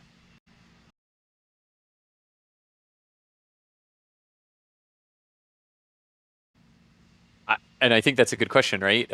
Exactly how much of these test campaigns will we end up seeing in Florida versus how much are they going to do here versus just moving us into, first time make sure you can fuel it in Florida versus, do we think we're going to be seeing the amount of firings and test firings that we're seeing before liftoff and everything? I think it will be less. I don't think it will be. It will be that much as it was for Boca, because this is really the first time doing all of this, and it's basically testing the vehicle and the infrastructure. And I think it will be less for Florida. I do not think it will be not that much. I feel like there will also be a long testing campaign for the Florida infrastructure before they really want to launch from there, because you don't want to lose a vehicle because of a ground failure or because of a vehicle not being assembled right. So they will still test a lot, I would imagine, at this point. What do you think, Nick? Yeah, I think we have a good opportunity to get a lot of the testing done here at Starbase, where it's likely that they don't have quite as many constraints on range and other vehicles that they need to be aware of around and interrupting work. If they want to do this level of testing at 39A at the Cape, they would be interrupting some Falcon 9 work, just as currently Falcon 9 is interrupting a bit of the Starship launch tower. Excuse me, Starship launch tower work. So I would imagine they get a lot of the kind of development testing done out here, and then, as Elon has said, this is the development test site. And then once they have a good idea of the production process and kind of iron like a regular type cadence out, they will likely move to just static firing each ship, serial number ship and booster. Just a couple times to make sure it works, similar to what they do with the Falcon 9s. Thank you. And also a question here that maybe you can answer because you are out there every day. Is a water deluge system in place and ready to be used for the static fire today? Ooh, I am really sorry there, Adrian. I might be experiencing some technical difficulties here. Can you hear me? Yes, I can hear you again. Okay, perfect. Then I missed that question. Let me pull up the panel myself. Water deluge. Yes. Yes. So the water deluge system is we've seen that last tested. I believe that was in April. I believe, I don't know. It was a while ago, and it was just basically a grocery store vegetable mister, is what it looked like. Nice little just venting fog of water coming down. And we have seen them add this weird pipe that looks like it's just sagging around the bottom, which has been speculated to be a water deluge pipe and a water deluge system. Oh, spin prime. And I believe that was a... How many do you think that was? Oh, look at that. Spin prime? still going, right? It's still going, yeah. Oh, it's still going? And it's over. And how many engines did that look like? It looked like it was at least 3 or 4. Yeah. I will quickly rewind if that is okay and look what I can see. I can see at least 3, 4. I think I see 3 or 4. You can very much clearly see 3 spinning up. So that's kind of clear. Yeah. But we'll see. We'll see. Yeah. Probably. Alex All right. saying it looked like 7. Okay, that's possible. So it kind of seemed in line with the Definitely number looked like we more were than 4. expecting. Yeah. Go ahead. Adam. Good. Go ahead. Sorry, Nick. I didn't know if you could talk over you there. I think there was just a delay. Was that a depress vent? Press vent. Looks like the top methane and middle are venting. Everything basically, yeah. Yeah, everything. Now I'm seeing it. Yeah.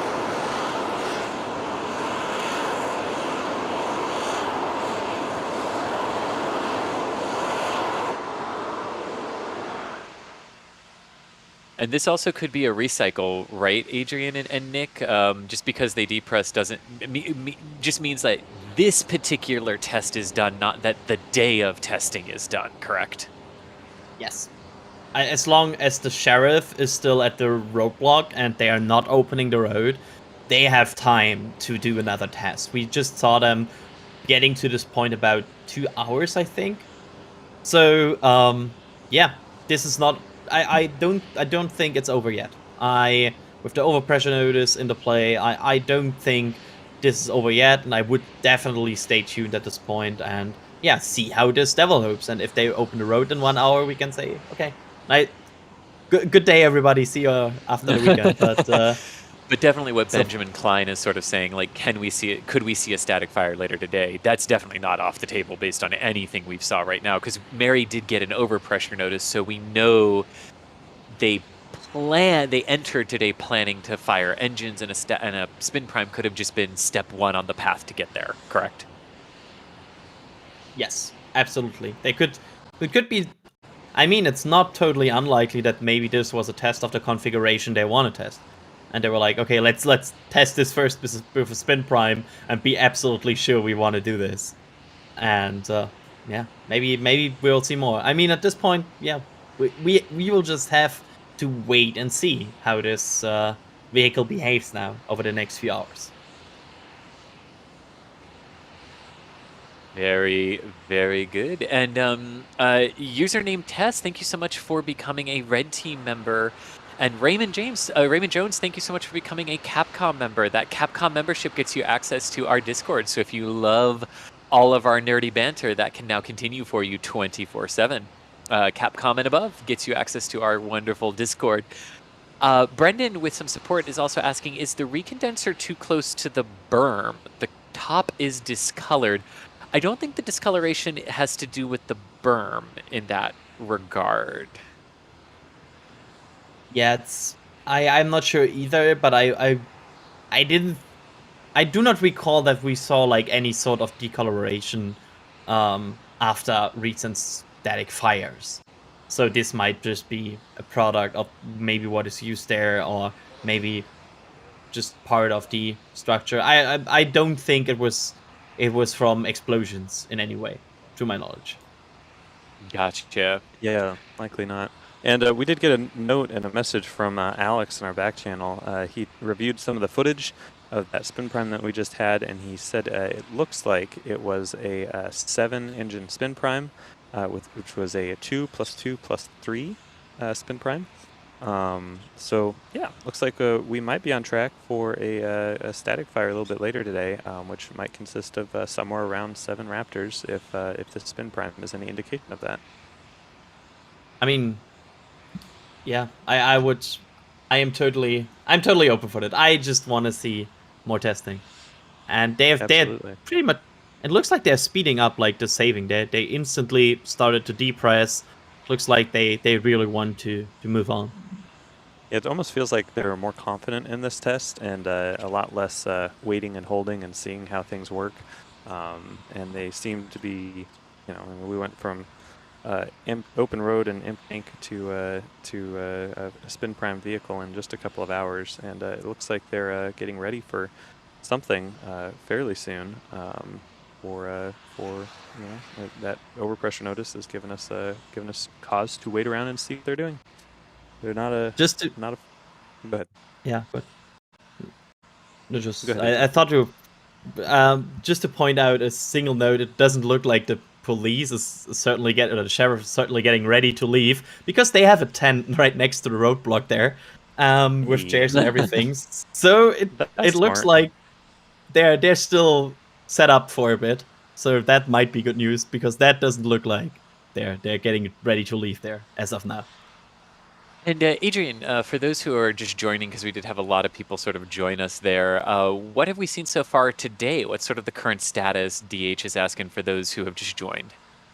Yeah, for those who just joined, we saw a possibly 7-engine spin prime test on Booster 7, and yeah, we saw them moving the tank farm and the vehicle through the flow to that test, and probably we saw an about 30-minute hold before that spin prime. That, yeah, I think that also should be noted, so we'll see how it will move from here. And now we see the vehicle being saved, being detanked, and yeah, we will wait right now what is next for the vehicle and what will they do now with the remainder of the window, which still is going for 4.5 hours. Yeah, 4.5 hours. Indeed. And another good question with that, why do they, from Elliot here, why do they depress? Why don't they just go straight into a static fire? I think I think Falcon 9 is a good anecdote there, because sometimes it might be hard to reach like the perfect fuel condition and the perfect temperatures you want to have to just go again. For example, correct me if I'm wrong here, but Falcon 9 doesn't have the ability to just go again if they cannot do it in the first attempt. So maybe that is similar to Starship, where they just have a certain window that they need to reach in temperature and pressure and everything. And once you use that to perform a spin prime, it's just over, and you need to get to that certain position again. However, we saw Starships holding before, which is also an ability that Falcon 9 doesn't really have. So there's differences here. But yeah, it could just be that the window, like the vehicle is out of condition to test again. Gotcha. Also, Brendan with a good question here. Could these tests be pressurization holes? An airplane analogy being fuel, being a fuel jet waiting on the taxiway. It would make sense if they'd, because you can encounter holes in your countdown, so you would want to understand how the vehicle systems and engines and launch mount would perform in that sort of extended cryogenic load hold that could occur. It would certainly make sense. Let me see more here. Okay. Are any updates on the Phobos and Deimos platforms? Haven't heard about them recently. You haven't heard about them because we don't have much of an update for you. Those Phobos and Deimos, the oil platforms, did get moved. Chris, do you remember exactly where they moved to? I think Louisiana, if memory serves me right? Or was it Pascagoula, Mississippi? Mississippi? Okay, that's probably correct there.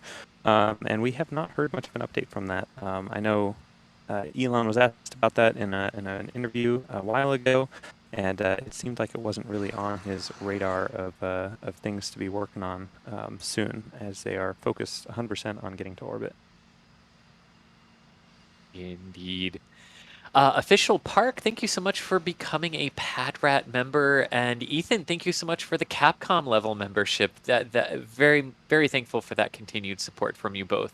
Thank you much.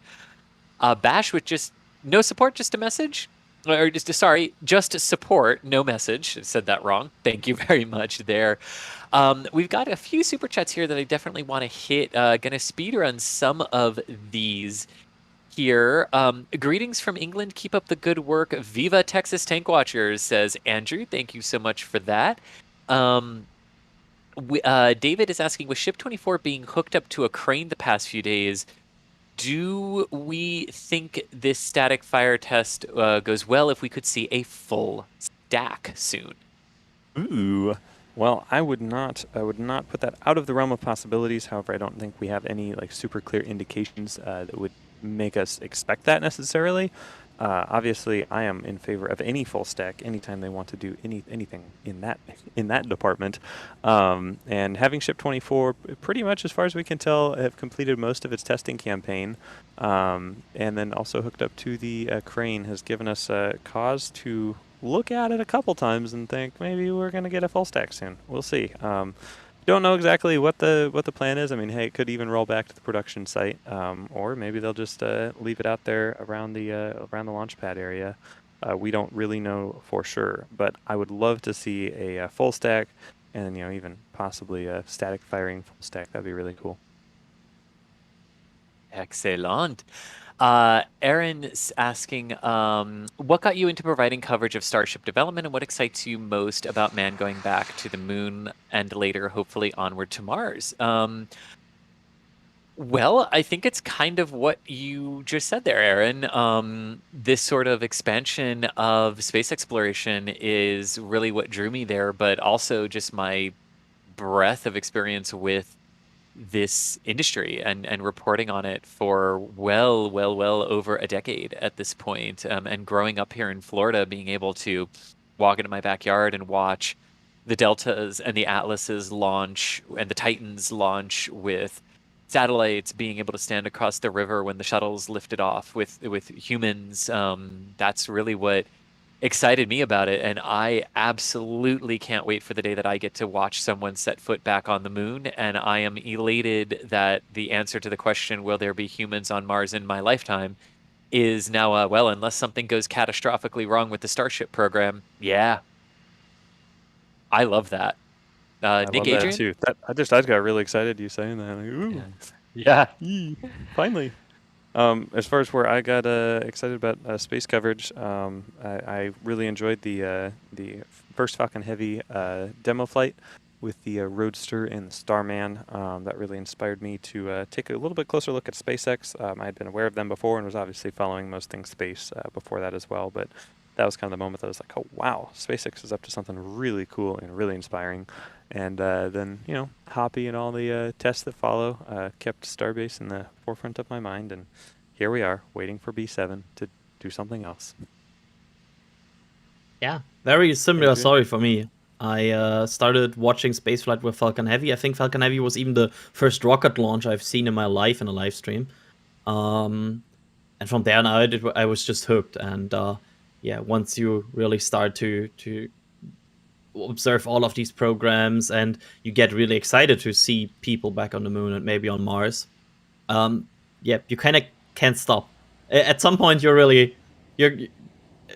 love it every second, and you never want it to stop. So yeah, that's why I love these, and I also love the Texas Tank Watcher style watching of this. That you can just observe things, learn things, and from there, yeah, understand it. That's really what inspired me to watch this and more. Excellent. Anush with some support saying, hey, Chris, Adrian, and Nick, great job. But more important question for B7, are you all excited for Midnights by Taylor Swift coming out October 21st? My musical taste, I'm much more in line with the new album that just dropped last week from Floggin' Molly. So that's my music jam. I think we're going to need to find Trevor Sesnick here and I ask think him we are if too. if he likes Taylor Swift. I think, yeah, I'm interested in his answer to that. I'm not really sure if he does or not. That's all a joke. He is a major Taylor Swift fan. Jason Waddle saying, do they put any kind of odorant in the methane fuel for additional safety during transport and fueling operations? I don't think they add an odorant to it. But there's a lot of hazardous gas detectors around the area, and everything to really make sure, to really make sure everything is good. Yeah, and the reason why they add the odorant in residential gas lines is because not everyone has a whatever, hazardous gas detector, whatever those things are called. But SpaceX does. They have a lot of those, and so we're able to possibly get away with not needing hazardous gas detectors. Excellent. Robbie with a $50 super chat saying, my wife had to take an emergency trip to Germany this week. I told her to say hi to Adrian while she was there. While I stay here in Florida, I want to say thank you for keeping me company while she's gone this week. Hopefully we get to see a Falcon 9 launch tonight. Ah, yes, the weather-delayed Falcon 9 Starlink launch. I'm with you, Robbie. I hope we get to see that tonight as well. And glad we're keeping you company while your wife's gone. And I hope the emergency trip wasn't for anything too bad. And hopefully for something okay there. But yes, so about 15 minutes ago, there was a spin prime test on Booster 7, and I believe we have the replay all queued up now. So replay on your left, live view on the right, and here is our spin prime.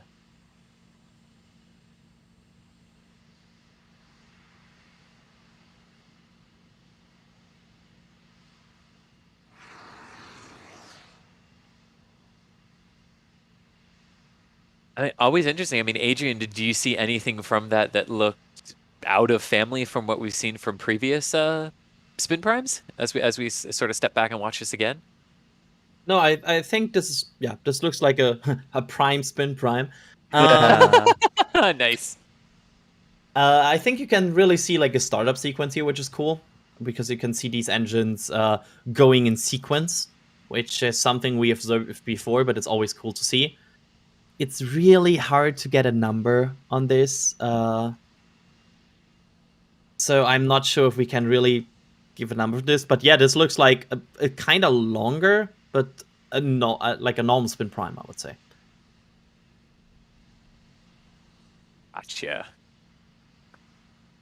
Gotcha. And as we sort of, as we step through it once more, how long do they sort of need to recycle here? Like what we're seeing with the depress event, when might we be able to see them back into a test configuration here today for a potential static fire, based again on that overpressure notice that Mary received? Previous examples indicate about an hour. I would an feel hour to recycle. confident. Yeah, we saw I think the most famous example of that is the triple static fire of ship 9. I think it was 9. I think Starship serial number 9 that did 3 static fires in a day, and I think there were about 1 hour and 10-ish minutes between that. So we'll see, but it could also be very different for this vehicle. But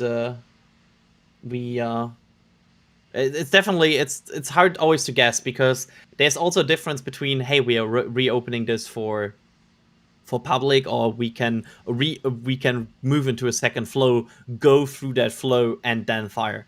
And we know that the countdown for the booster is very much longer than it is for ships, because ships in the past have been fired in about 40 minutes from indications to T0, and the boosters in a longer period of time. So I think they can still do it in the window. I think overall, if they go for a second test, it would be closer to the end of the window with the full flow. Gotcha. And we can definitely see that frost line on the bottom going down, indicating that detanking operations are underway here. But again, the test window remains open until 4 p.m. Central, so about 4 hours and 19 minutes remaining in that window here today for some tests.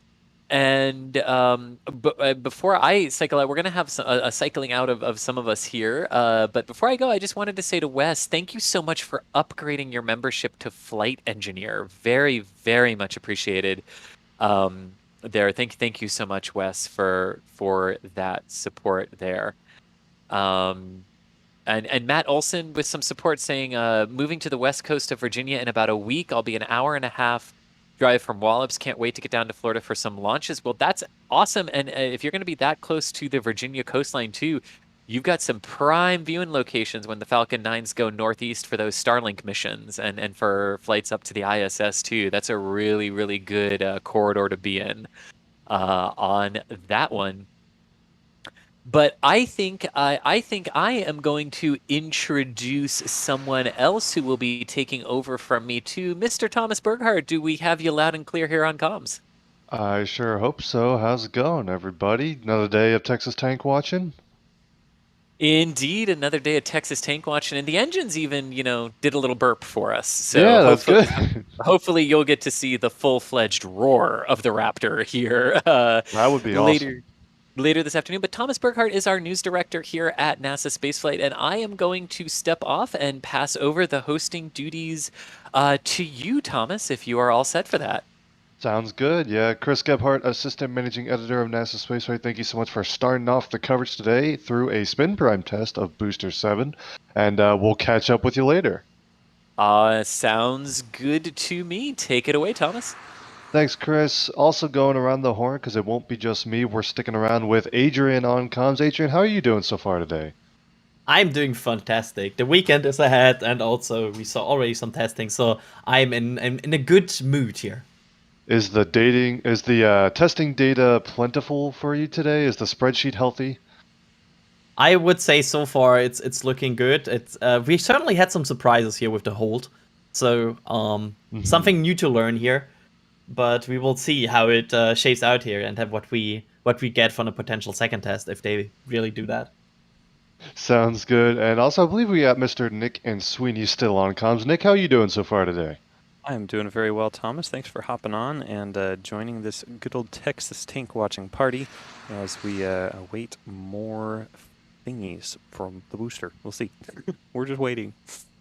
That's what we do best, though. Yeah. Well, we saw a spin prime test, and since I'm joining, I'm going to take this opportunity for a recap of basically what has happened so far. We saw what appeared to be a multi-engine spin prime, where I didn't catch. Were we speculating as to how many engines that might have been? I know it's not the easiest thing to see with just all the vapors around. It's kind of hard to tell. Yeah, Alex did some advanced pixel peeping, I guess you could say.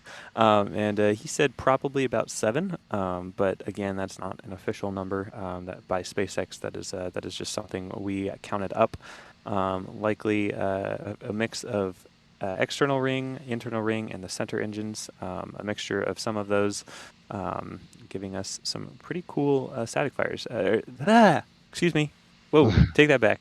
Freudian slip. spin We're all primes. hoping for that, but Spin prime. Yes, we were all really hoping for static fires, but yeah, those were spin primes, not static fires. No flamies have happened yet today, but we do have an overpressure notice that was delivered to Mary early this morning, and that is waiting for something else. The road is still closed. We have a view of a beautiful tent that the security guards and sheriffs have set up there, that is indicating that they are not looking like they're ready to leave anytime soon. So they will be waiting there while we wait over here on the live stream, watching this beautiful booster with, my goodness, that's just a beautiful view from south. Like, look at that. Blue skies, some clouds, they look all nice and puffy, and a booster waiting to be tested. And honestly, the I've been Lux waiting. Go ahead. subcoolers. The Lux subcoolers are also still showing some activity there. You can see them on the right side. They're active. So we'll see how this all. We are still watching this and see how this develops. But it's already it's always interesting to see the tank farm being active.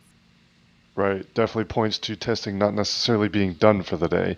Of course, the current status of the booster, the frost has started receding, so we're expecting perhaps a detank and a full recycle if they're going to test again. Would that be accurate? I would say that's accurate. It's a possibility. It's it's really, we need more recycle data. I would love to have like a post SpaceX reports of testing, like what they attempted, what went wrong. Like sometimes that would really help to understand what we are seeing in these tests. Right. Adrian, that's what your spreadsheet's for. Yeah, but they also have a lot of guesswork in them.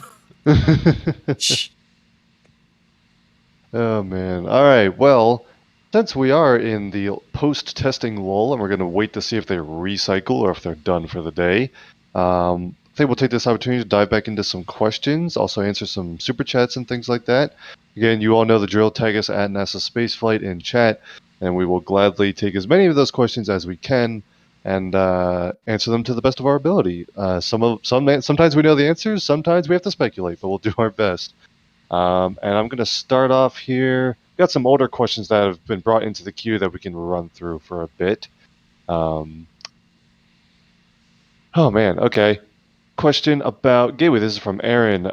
Do you think that they will put the Gateway station in a polar orbit around the moon so it will always be seen from Earth? Actually, kind of yes, although more specifically, it's a halo orbit. Near rectilinear halo orbit is the exact orbit it's going into, but the halo part is kind of the most important. Basically means that from Earth, you see the orbit as a halo around the moon, meaning you see the entire orbit. Think of it as orbiting in a plane perpendicular to your line of sight from Earth. So the Gateway Station always has a line of sight with Earth. That is also a polar orbit, which means you can access all the points on the lunar surface. And that's part of the purpose of the Gateway, is to have that constant communications relay available and stuff like that. And of course, that is where Starship will be stationed as a human landing system for the Artemis missions and things like that. Here's a good question from JK. If they lit 13 engines, would that put too much stress on the center, i.e. they need to spread the load out? So basically, if you're not firing all 33, does only firing the center engines cause load problems because you're not firing the outer engines as well? That's a great question. I don't know if anyone knows the answer, but I'll open it up to the team. So far, Oh, go ahead, Nick. Okay. Yeah, I mean, I'd briefly say here, I don't think we would know, but I bet you it would cause some kind of load differences. I wouldn't classify them as issues, but I would imagine SpaceX is aware of any load differences that might be occurring due to firing 13 instead of 33 engines. However, the total newtons of force being exerted on the bottom of the booster when you're firing 13 is a lot smaller than when you're firing 33. So possibly that is within bounds. Anything to add, Adrian? Yeah, I think with the spin primes, we saw that at least the spin prime, ignition, it's not an ignition, but yeah, the spin prime spinning up is staged, and they are not staged like in rings or anything. It looks like they're more staged in areas. So maybe they are trying to do that and not fire in one specific point at the same time. But I'm not sure at this point. But it looks like the ignition sequence is staged. It's not like looking like they are staging it ring by ring. Interesting. Yeah, that would make a lot of sense. I'm going to bring in more questions here.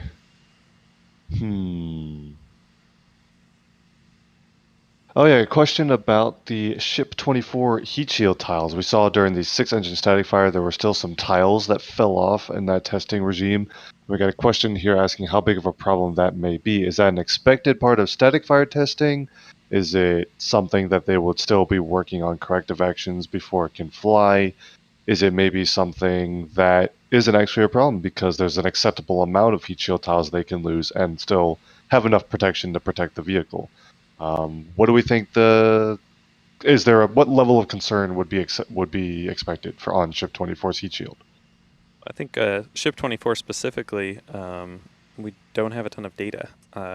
Going forward, Ship 55 and Ship 907, they'll have a ton of data to rely upon to know exactly how many heat shield tiles and where those heat shield tiles can be lost and not really have a big impact. Of course, we do know that stainless steel is more heat resistant than aluminum or carbon fiber, the typical aerospace materials. So we would expect in general Starship to be a little bit more,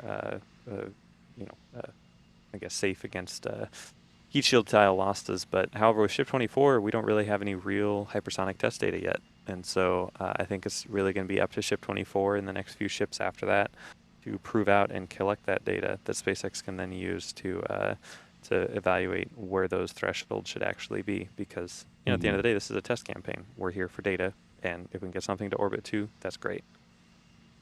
Certainly, yeah. And of course, you see Ship 24 on the right-hand side of your screen. It's actually hooked up to the crane because it does seem like they finished their pre-stack engine testing campaign with a 6-engine static fire that appeared nominal, again, aside from the heat shield observations. But it's possible that that's a test objective rather than something that they need to correct before flight at this point. So potentially Ship 24 is now just waiting and hanging out, waiting for Booster 7 to finish its own test campaign so they can move into full stacking. Also worth pointing out that the frost is definitely continuing to decline on the booster. On your left-hand side of your screen, you can see just above the launch mount, there's a little bit of frost near the bottom of that tank, and that is the liquid oxygen tank specifically. And as they continue to drain propellants from the vehicle, you'll see that continue to recede. Next question here from it's David James asking, do we know if there are any software differences between Falcon 9 and Starship for landing, etc.? I would imagine that's basically a kind of different. Like I would be very surprised if they used just the same software. I would imagine that it basically is a whole new project. They probably learned something from Falcon 9 and they can apply that now to Starship, but I would imagine it basically being a new thing. I wouldn't even be surprised if they learned something from the Starship attempts that they could have even applied to Falcon 9. Like, when you're controlling such a different vehicle, who knows what data that gets you, and maybe there was even some feedback loop in the other direction. But I would probably guess that it was much more of leveraging all the Falcon 9 experience with Starship and then making the changes needed for a belly flop landing rather than a Falcon 9 style landing. Obviously, the landing profiles are also very different. I also wonder, because the landing situations are slightly different. Obviously, Falcon 9 only lands on prepared surfaces like drone ships, landing zones.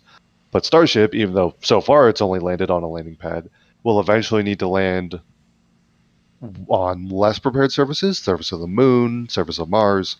And I wonder if any part of the landing software accounts for those future missions, and it's less... Like, I wonder if there's worked into any collision avoidance or any sort of evaluation of the landing site as it's coming down, rather than Falcon 9, which can kind of just assume that the landing pad was cleared before the flight happened. You know what I mean? Yeah, I mean, especially on these rocky surfaces, you would need to make a final check that you would probably have some sort of expectation based on satellite imagery scans, what you did before. But you need to maybe check before really going for the landing, especially once there are people on board, because you really want to be sure. So, but on the other hand, at some point, you kind of need to commit, right? Because At some point, they'll just be like, okay, it's the best shot we have. It's not like they can abort to water and just Right. lose the booster. So at some point, they need just to commit. Keep the questions coming here. A question about the frost that we were pointing out. JavaMan asked, could the reason we don't see a methane frost ring be that they have all they need in the transfer tube? I think that's kind of been our best guess so far, is that simply they load enough methane for the static fire, but that doesn't fill the entire transfer tube and the bottom of the common dome, because you would have to fill both of those before any methane actually reaches the outside edges of the booster. So best guess is all the methane they need just fits in there, and thus we don't see the frost ring. Is that still kind of our leading theory? Yeah, in combination with that, they probably want to, if they have to make it more heavy, they would probably prefer to do that with LOX compared to methane. Right, yeah. So yeah. Excellent. Thank you, Adrian. A question from Tyler. When do you think SpaceX will finish the cladding on the sides of the launch tower that they show in all of their renderings? I think once they don't need to access all of this hardware during this test campaign. Because right now, you don't want to have the problem that you remove access to all of this hardware by having cladding. They still access all of this hardware on a regular basis, and cladding just makes it harder. So why not leave that out for the moment, and then maybe once you're really there, make sure it's shielded and cladded. There you go. Yeah, good points there, Adrian.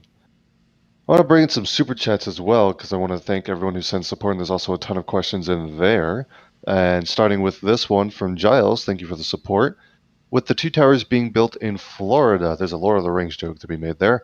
Would you think Yes. perhaps the second is built for catching, leaving the first at 39 days solely for launching? Is that what we'd expect, or do we think we're preparing for multiple launch sites on the East Coast? I don't know. It doesn't seem like, at least for me, it doesn't sound very SpaceX to just have one, like, build a tower and then not use it for all that it could do. That may be just me, because these towers are not easy to build and not cheap. So I would maybe expect them to do both on both. But that's just my expectation. Yeah, that's kind of where I'm leaning to. Definitely, I mean, we know about Launch Complex 49, which is going to be north of 39, as a future Starship site. So they could simply be, hey, we've got the assembly line, for lack of a better description, for these tower segments going. Might as well just build the ones, even if they have to sit around for that launch site to actually be ready. We'll have them ready to go, you know? That's kind of my guess. Can we talk about the situation that you can say they have an assembly line for launch towers, and it doesn't sound completely ridiculous to say that? Like, that's kind of speaking for itself, right? Yeah, it is a different space program for sure. Keeping questions coming.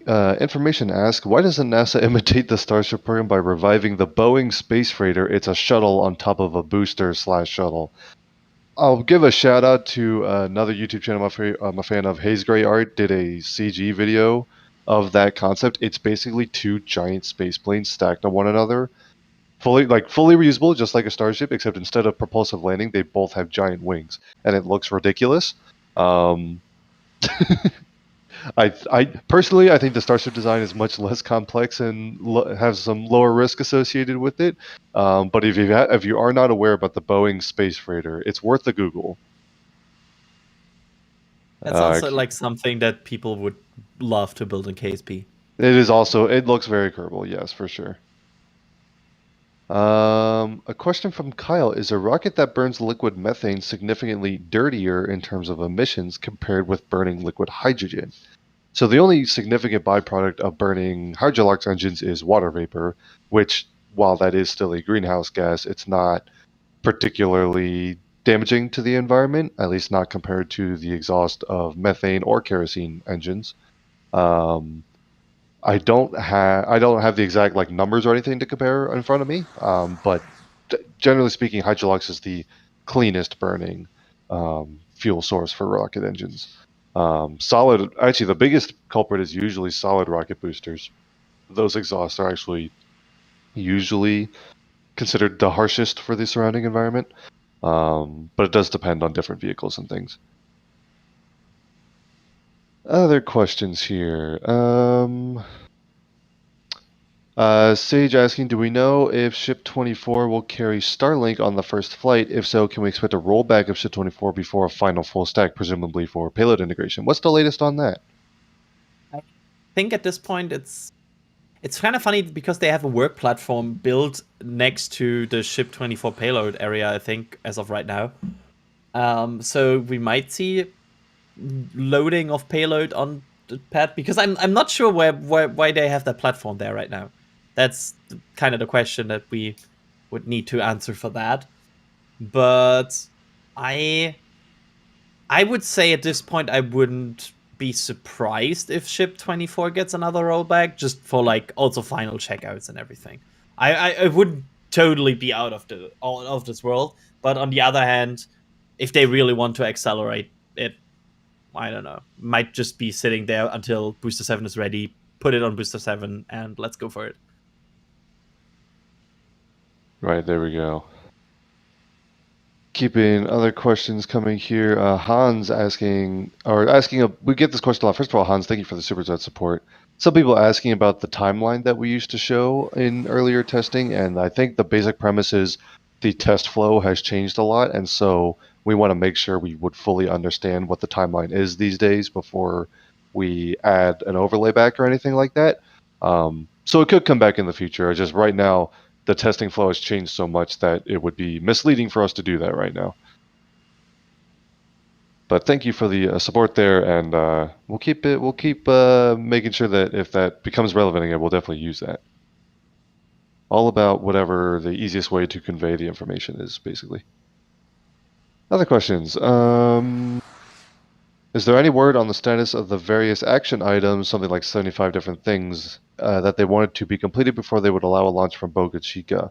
So first of all, those are actually FAA action items, not to be confused with the FCC in the question.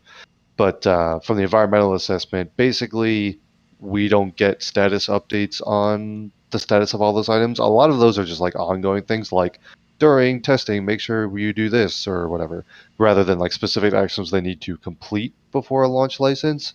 Some of those are just, these are the procedures that you need to enact going forward. Other items are, yes, you have to complete this item before launch operations or whatever.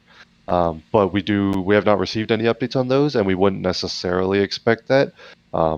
Whenever people ask about this, I always just say wait for the launch license to appear or for SpaceX to announce a full firm launch date. The license could appear like a day before the launch, simply because they're waiting on last minute items, even though most of the work has already been done. It could also happen ahead of time, and when a launch license does get issued, that is a public record thing that, for those who know where to look on the right place on the FAA website, basically, you can find licenses, and so when it is issued, we will certainly be reporting on it. But that's the next concrete point where we'll definitely have an update, is when the license itself gets actually issued, or if SpaceX announces a launch date. But thank you, Roy, for that super chat question and the support. That's also like an interesting, like how will the days before the orbital launch attempt will be? Like, will we get Berm times like in every other orbital rocket launch? Right. I hope that SpaceX goes the route of addressing it as a proper launch, rather than how they've handled a lot of the Starship flights. So, like, even the high altitude hop tests were, SpaceX spooled out a live stream like 5 minutes beforehand, and didn't really acknowledge it before that. I hope that for an orbital attempt, they give a little bit more heads up, and actually, for Falcon 9 launches, for example, they provide, the mission timeline, a very brief blurb about the mission objectives and the payloads on board, whatever. I hope that they address a Starship launch similarly. A mission timeline would be super, super helpful, and also like a clear set of objectives. So like, are you trying to deploy Starlink satellites? Are they real Starlink satellites, or are they just, payload simulators or whatever? Is Starship going to attempt a reentry? Just those kind of details would be really, really helpful. But we will see. And like question like, what's the window, and how would the counter look like, and everything. Okay, let's see. A question here from Swampy saying, why do you guys think no other companies have copied the Falcon 9, and do you think any other companies will copy Starship? I'm not sure. Is it accurate to say no companies have copied Falcon 9? What is a copy of Falcon 9, right? I mean, yeah, how close does it have to be? I mean, I would run it to say, why do you think no companies have developed a partially reusable rocket in the class of Falcon 9? To which my answer is, I think those rockets are under development. You've got Yeah. New Glenn is probably the most obvious example, which is more Falcon Heavy class technically, but partially reusable. The first stage has a propulsive landing booster. You have your expendable upper stage and fairings, although maybe fairing reuse becomes a thing. But no sign of that so far. But Falcon 9's got the reusable fairing now. But a partially reusable rocket. You've also got Neutron under development, which is slightly under Falcon 9 class. It's kind of Antares class. But that's partial reuse again, expendable upper stage, but reusable fairing and first stage thing. I don't know if it's right to call it a fairing. It's a nose cone, I guess. But what else? Let's see. I mean, Terran R is the closest thing to Starship, although it's Falcon 9 class of payload. But that's fully reusable. And we also know that Blue Origin has tentative plans to evolve New Glenn to be fully reusable. So I'm not sure it's accurate to say no one is taking the reuse that SpaceX has proven and implementing it. Am I missing any other reusable? I guess Firefly has said that Beta is going to be reusable down the line, I think. We know that ESA is doing a whole program to get to reusability. We don't know yet exactly the details of the rocket that it will be implemented on, but ESA is doing a path to reusability with their Prometheus engine and the programs associated to it. So there's like 20 Chinese companies that want to do reusability. So there's a lot. I think at this point it's kind of hard to have rocket companies that are not in some shape or form thinking about reusability. It's more common at this point to think about reusability than not.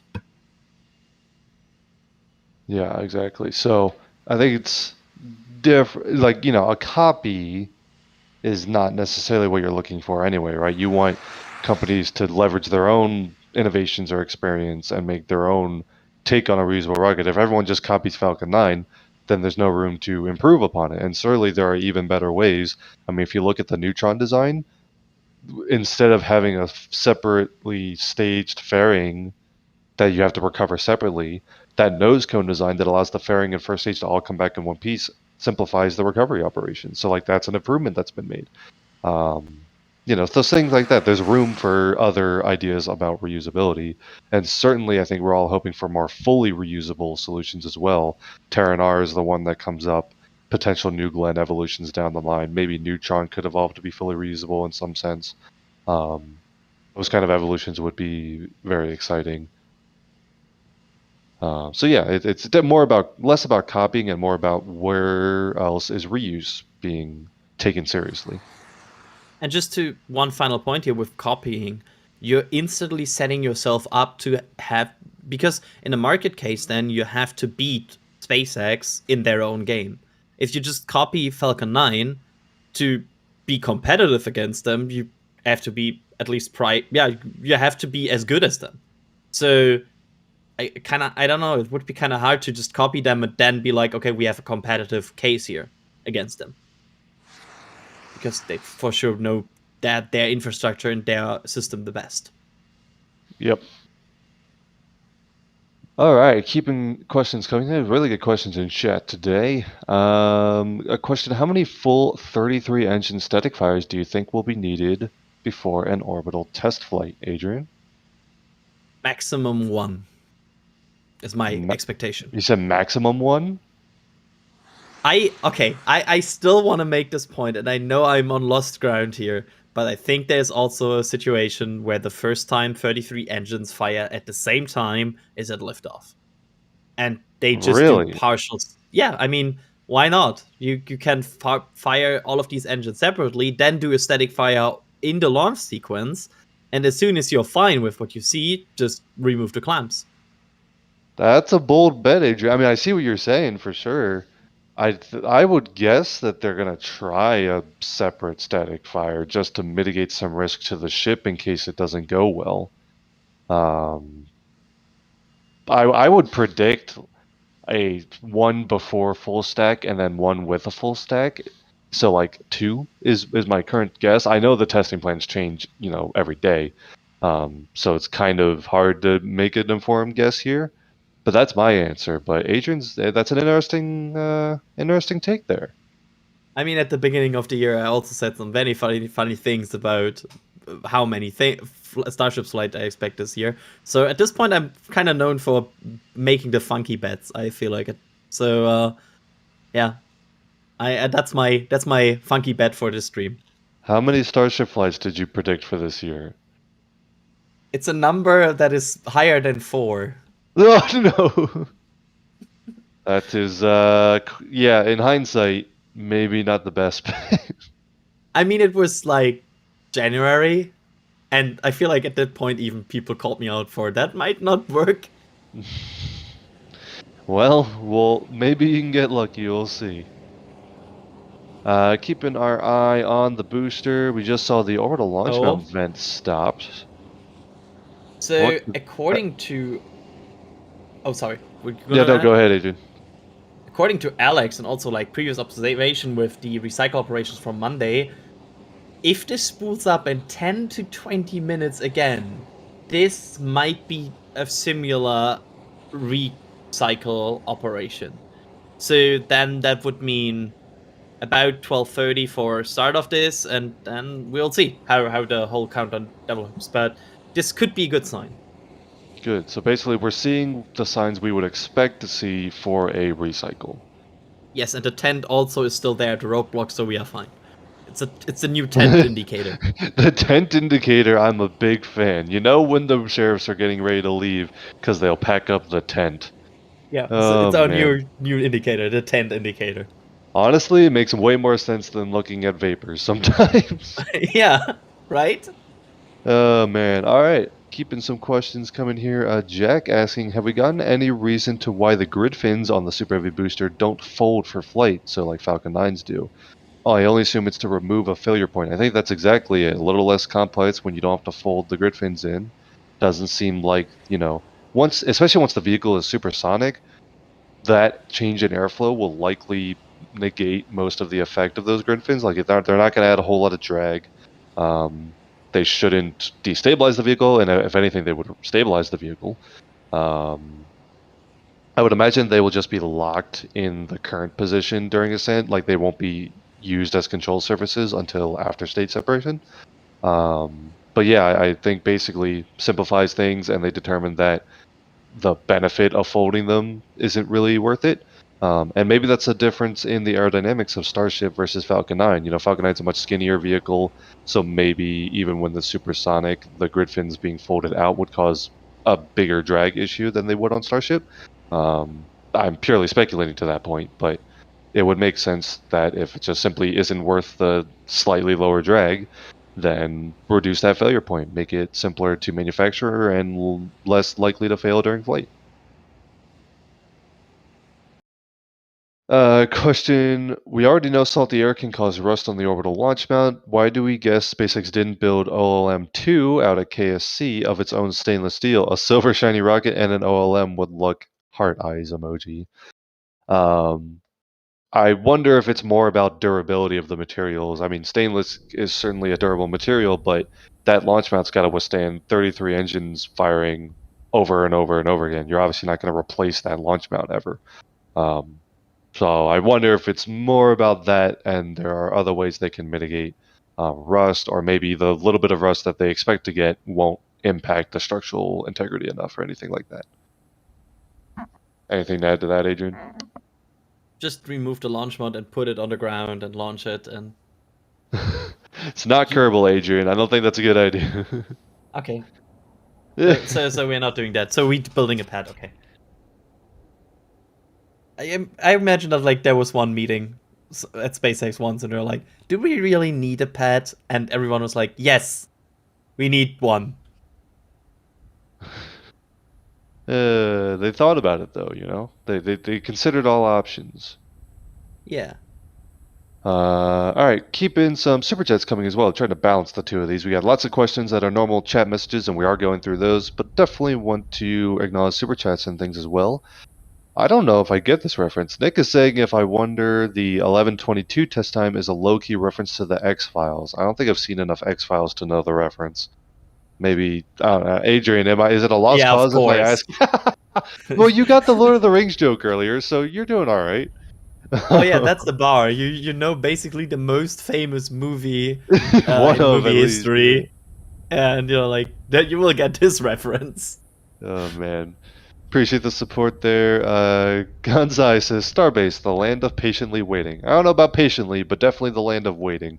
Thanks for the support. Oh, here's a good question. I love talking about stuff. Ronnie asking, any thoughts on what the first payload will be on the first Starship launch to Mars? Adrian, you got to go first.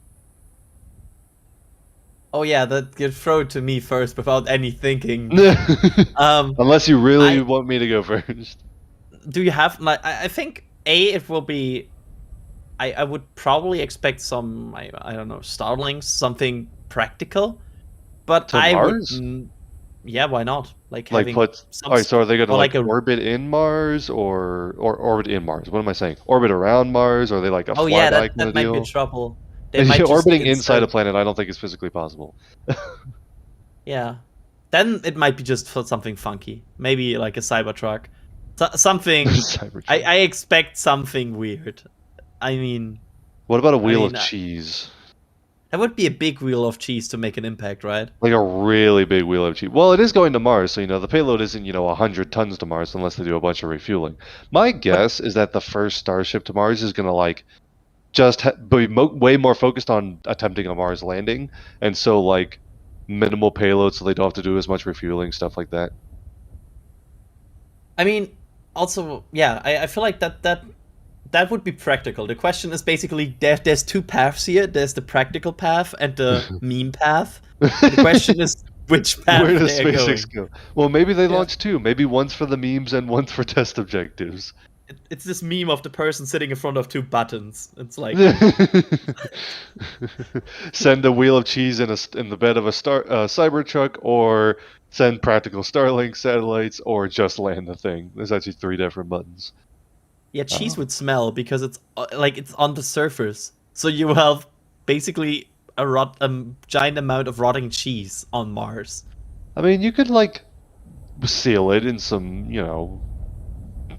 seal it in a container so that it won't go bad as quickly, or like I don't know, deep freeze it. Maybe you have those experiment cabinets that they have on the ISS to keep things frozen. I don't know. Yeah, and let's hope they work. Otherwise, somebody has to clean that up at some point. Listen, it becomes a test objective to test the payload supporting capabilities of Starship as a future science platform. Good question there. We'll keep the discussion going along here. Here's a good question from Bash Coder. Didn't we have an explosive spin prime test in August? If so, would SpaceX issue overpressure notices for spin prime only tests? I do think that that could be a potential explanation, although I think we've also had spin prime tests since that anomaly that were not precluded by overpressure notices. So I don't think that became a firm policy. They could be, there's a couple explanations. They could be issuing overpressure notices with the intent of doing a static fire test, and then during the day, for whatever reason, they descope back to a spin prime test, which they had the notice out for their original plan. Or they could also be, listen, we're only planning a spin prime test, but let's say, hypothetically, the test flow lends itself to going into static fire testing. We want to have the notice out just so we're prepared in the event that we pivot towards a static fire test too.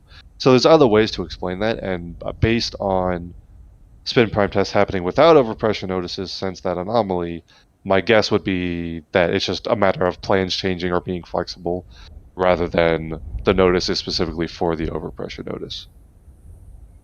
Well, sorry, the overpressure notice is for the spin prime test. I couldn't have said it better, and I agree. Thanks, Adrian. Thomas asked, why so many spin primes? I like mock diamonds. I also like mock diamonds. Shout out to the mock diamond shirt on the NASASpaceflight.com store. Always be plugging.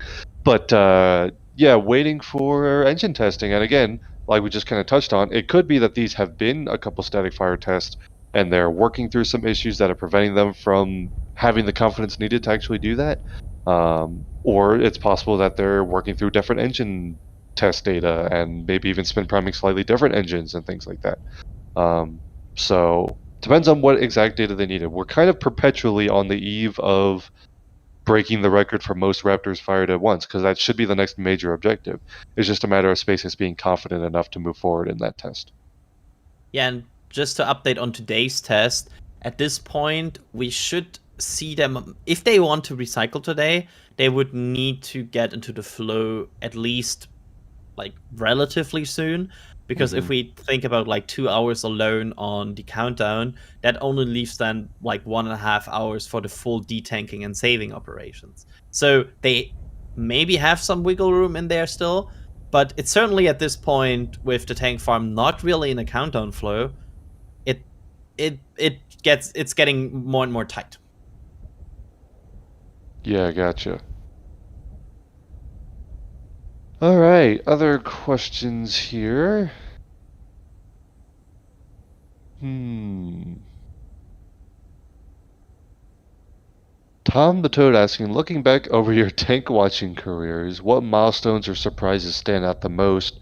I'd go with the pace personally. Still, I'd like just how quickly they have done some testing. Adrian, what has maybe stood up, maybe even about recent testing the most? What's really, stood out to you?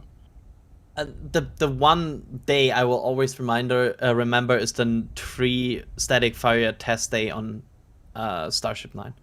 That was the one day where everything went crazy, and yeah, that's the one day where I was just surprised.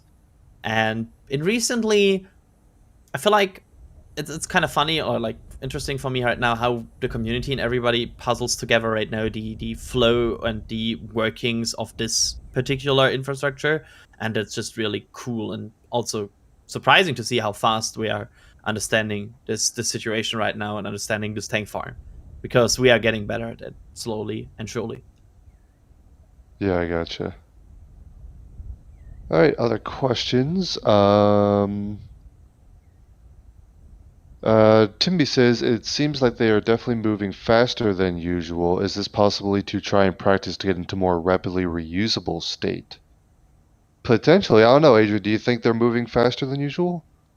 It would not be out of the if you look at the very early Starship testing, they took also longer. So from the beginning to the end of the program, you get faster, and they understand everything better. They can probably skip some steps, and yeah, they're getting better at this. So it's not, I wouldn't call this super surprising at right now how they move today, but they are getting better at this flow, and you can certainly start to see really patterns and everything, which is I think it was kind of hard to spot patterns before because the counter was so much evolving, but the last 2 or 3 times they really got into a observable countdown.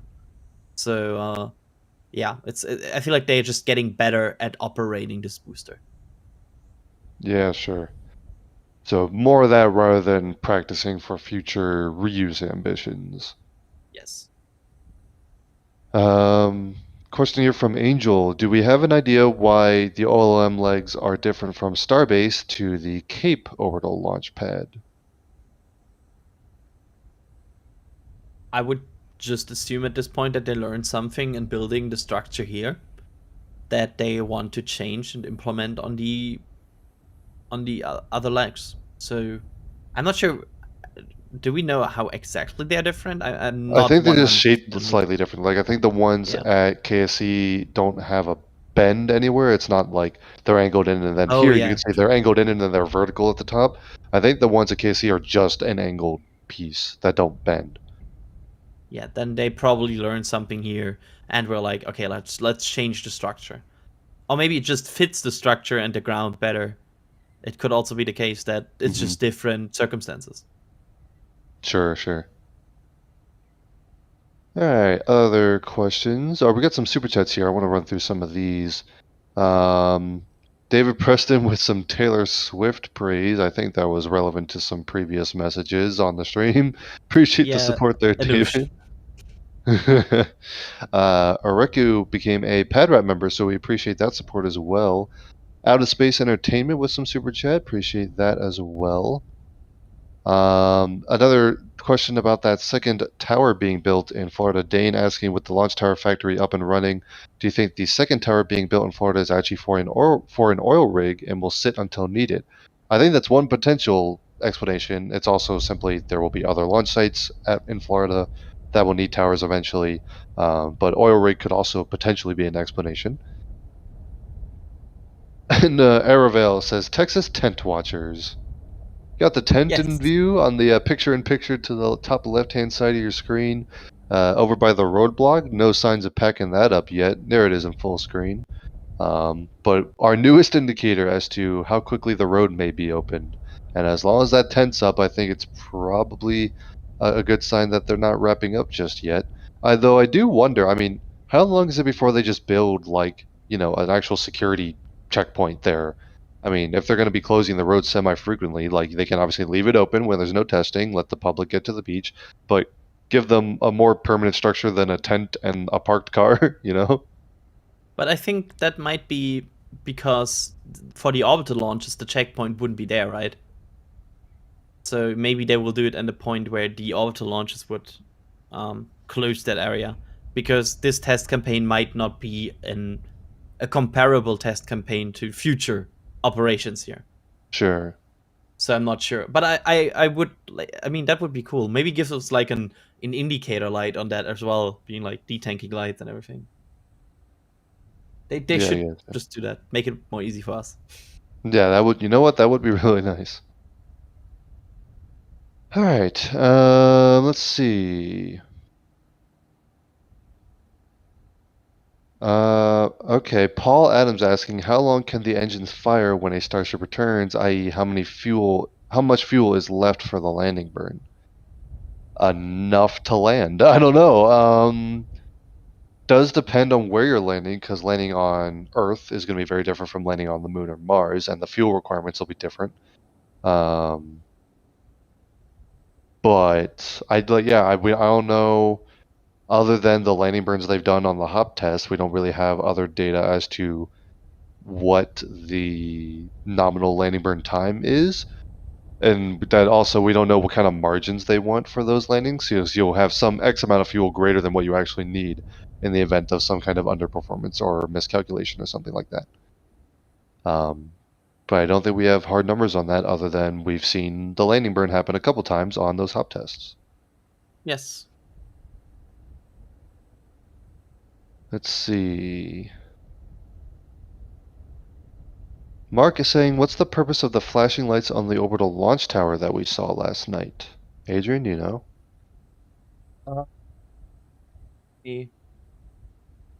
I'm not sure. I didn't see the lights, I have to say. I'm not sure what they're referring to. Yep. I will wait for the back channel maybe. But I'm not sure if they... okay. Michael's saying there are red and green lights. They indicate when hazard ops are underway. Red when hazard ops. Probably. Okay.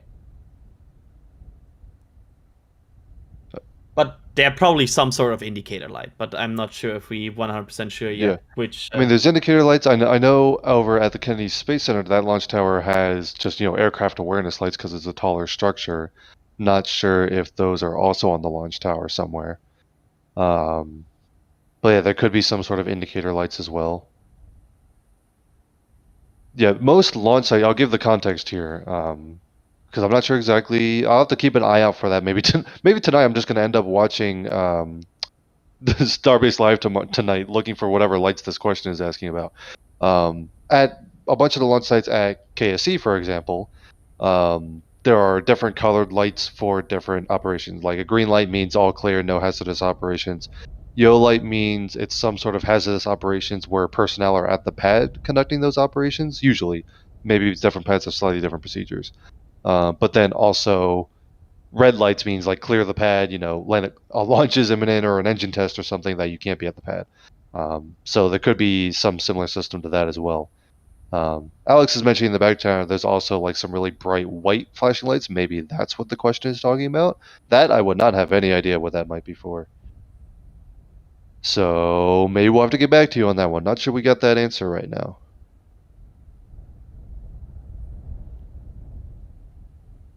Let's see. John asking, is there a suborbital stand in Florida? No, there is not. The suborbital stands over in Boca are mostly for, ship testing, static fire testing.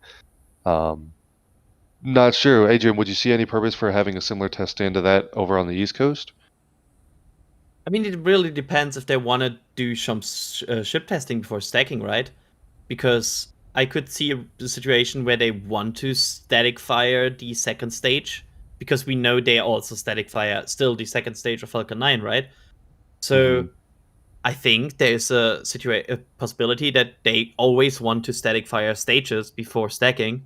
So yes, that would require then a suborbital stand, because they cannot put a Starship on the orbital stand. That would not work with the flaps and everything. Yeah, I gotcha.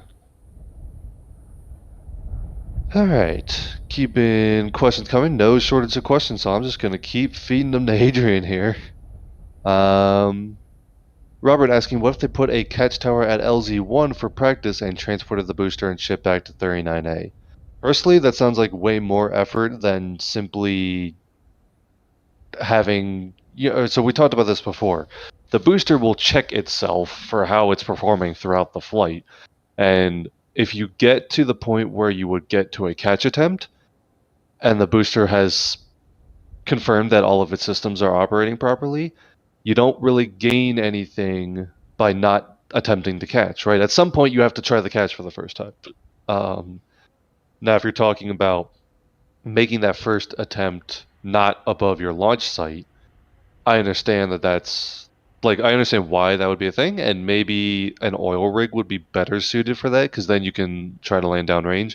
But it sounds like a lot of effort to build a catch tower at LZ1 just for practice, when operationally you would never do that. Because if you put a catch tower on an oil rig and station that downrange initially, you can in the future still use that investment for launch operations in the future, because sea launch is still a thing in the cards for SpaceX. What do you think about that, Adrian?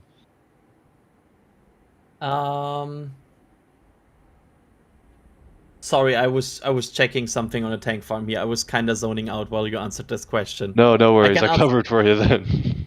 Thank you, but because I was watching it at some event and I was like, totally zoned out. It just I load the question. I don't know your answer. I'm very sorry. No worries. Just talking about building extra catch towers and where they might end up. I mean, they might still need more because they also demolished a catch tower, right? I don't want to jinx it here as a commentator or something, but there's also still the possibility that one of these towers just go boom because a booster flies into it. It's not out of this world to see recovery hardware getting damaged. Yeah, sure. Agent, how are we looking as far as testing status today? Seeing any other indicators we should point out? Yeah, that was what I just was looking at, and the tank farm looks a lot like spooling down at this point. I mean, I wouldn't say it's. I'm just looking at the showers right now, moving as well. It's maybe not 100% over, but this is like it's spooling down in activity.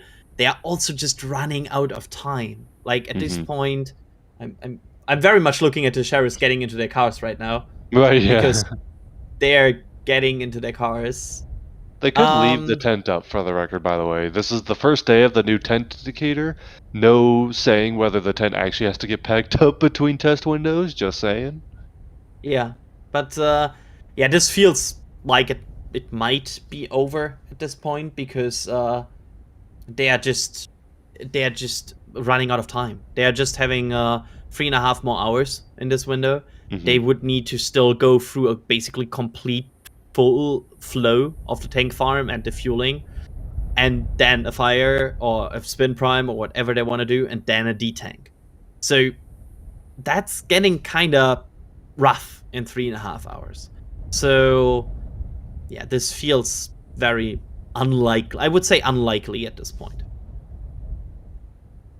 Yeah, gotcha. Worth pointing that out. And again, once we see some more firm indicators one way or the other, we will adjust our coverage accordingly. But if we've learned one thing from Texas Tank Watching, it's don't end the stream before they actually are opening the road. Because SpaceX has made us look silly before. Really quick, Daniel, thank you for becoming a PadRat member. Appreciate that support as well. Here's an idea. Aravale says the first Starship payload to Mars should be a Martian meteorite return to sender. There's an idea. There's an like basically just giving it back. Thomas C says, why so many spin primes? I like mock diamonds. Pretty sure I've answered this message before, but I still agree. I do like mock diamonds. Looking forward to them getting to static fire testing soon. And then Dan, we just kind of touched on this as well, asking about why not a separate catching setup that's away from the launch site. Basically, building a launch tower is a lot of investment and infrastructure, and if you're going to put it someplace that it won't actually operationally get used, that's a lot of wasted resources.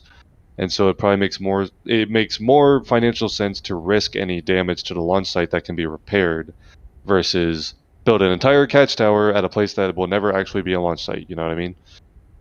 Also, yeah, go ahead. It would defeat the purpose what they want this system to be.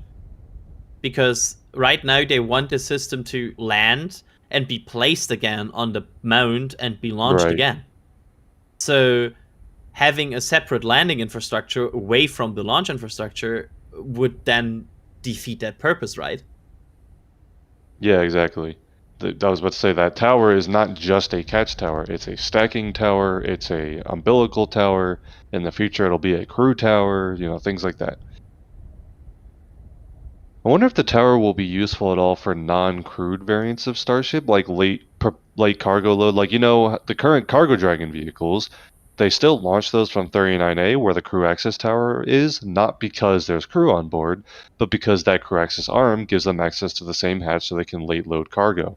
I wonder if any payloads being loaded onto Starship could be loaded via like an access arm on the tower, and if that would simplify operations at all. I would not be surprised. Oh, there's a big one. I was about to also point out a huge uptick in vapor just there. What's that coming from? That's the methane subcooler, which is spooling. It could also be just them subcooling and reliquefying methane. So we don't know yet. I'm more looking at the log side, I have to say, and of course the pad vent. The pad vent would be the big indicator. Also, this is fading very fast. It's basically gone while I talk. So that uptick in venting is maybe not super notable on its own. No, it was cool to see. It's gone again. Gotcha. Charles saying we have moved to Texas tent watching. We really have. Appreciate the support there. We're just 5 more jokes away from a shirt. Is that the rule? We got to make the joke a certain number of times before before we can make a merch out of it. Yeah, we are counting it, and I'm like, okay, now it's shirt time. Oh man. All right. Let's see. How far is the Starship launch tower from the Falcon 9 tower at 39A? Like a couple hundred feet or something. So they're both within the pad perimeter of 39A. That's why it's not really a separate launch complex. It's more like 2 launch mounts in the same complex. But they're pretty close. Here's a cool message. Javier says, just started the aerospace engineering degree. I'd love to work at SpaceX. Do we have any updates on the fire as 24 started and its impact? First of all, congratulations, Javier. Wish you the best of luck on your degree.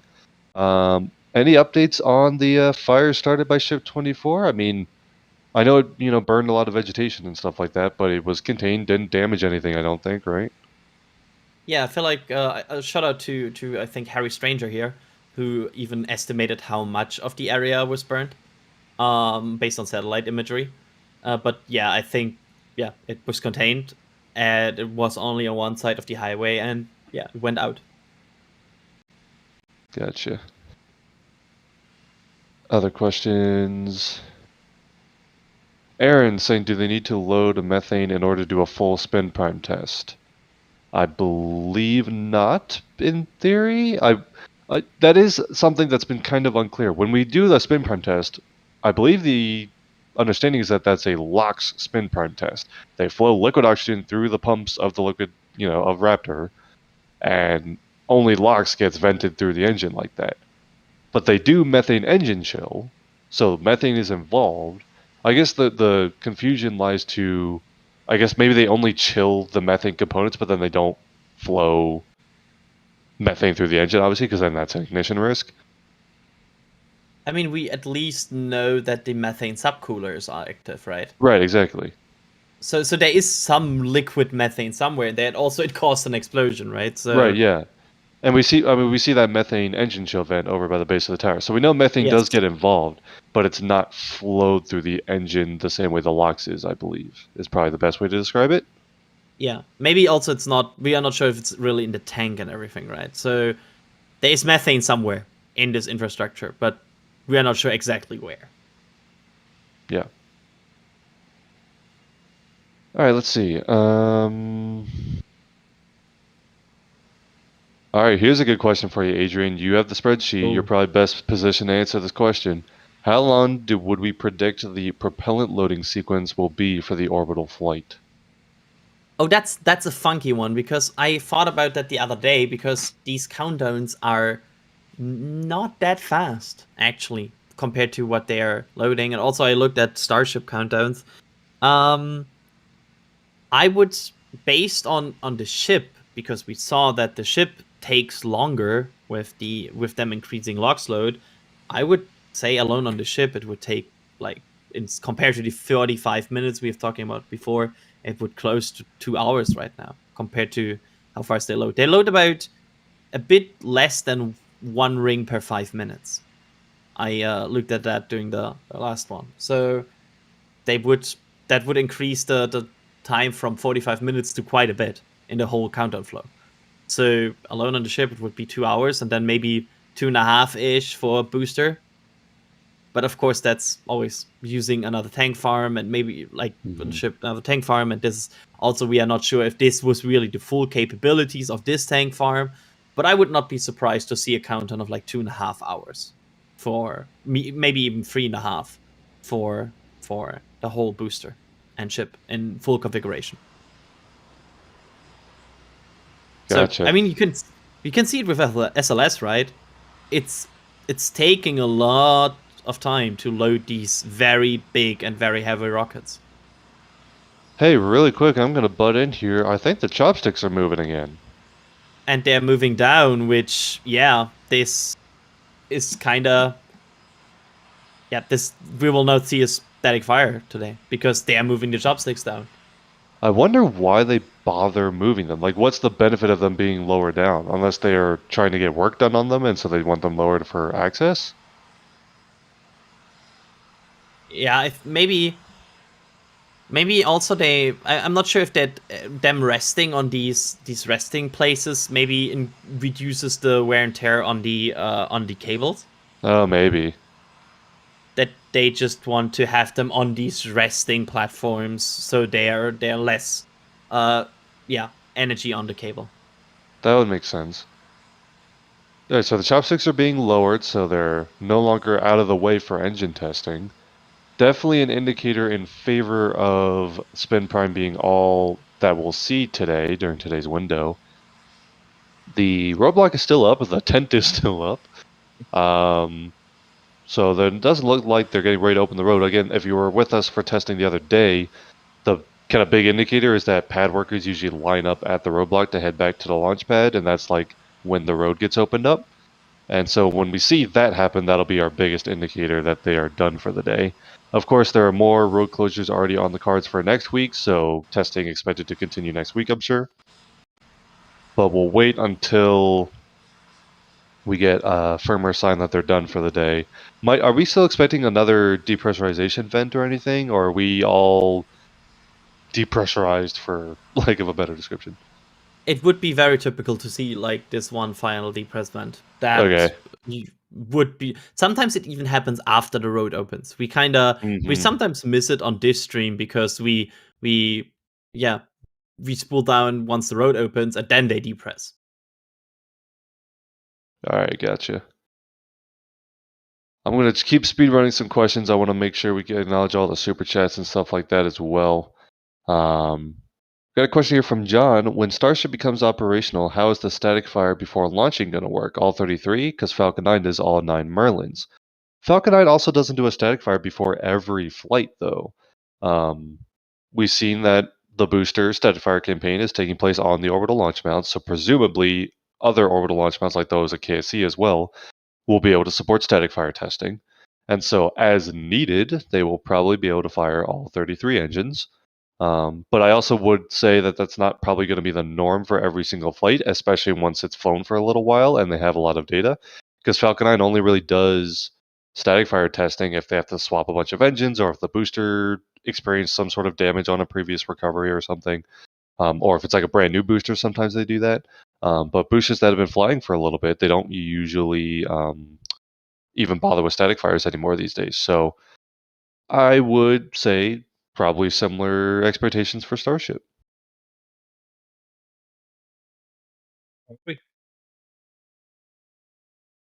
Let's see, what other questions do we have? Got a super chat question here from Mark. Is SpaceX going to build their own 4 towers at Starbase? What are they for anyways? All right, someone like the video in chat. And the shirt. There is, I think, already lightning protection on the orbital launch tower, which is high enough to probably. So you don't always need 4 towers. Well, yeah, 39A only has 1 tower. Yeah, so I think this is more comparable to 39A. There's a 1 lightning pole at the top of the orbital launch tower that is probably doing that purpose of the 4 towers. So they basically, I'm trying to, but that's basically the what they will use it for. So no 4 towers, only 1. There you go. Let's see. We need to really have like these fan-made 2 towers posters as soon as the second tower is up in Florida, and you can really make the 2 towers show. And Adrian will get the reference. Yes, make the reference with one of the movies I know.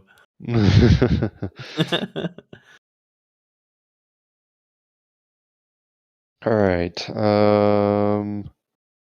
Another question here. George asking, if Starship is in orbit, how can it land at Starbase without flying too low over mainland Texas? Wouldn't they have to have an oil rig in the Gulf to catch an orbital ship? Not necessarily. I mean, we've seen the Space Shuttle, for example, re-enter over parts of Texas and things like that. There's still a pretty high altitude at that distance.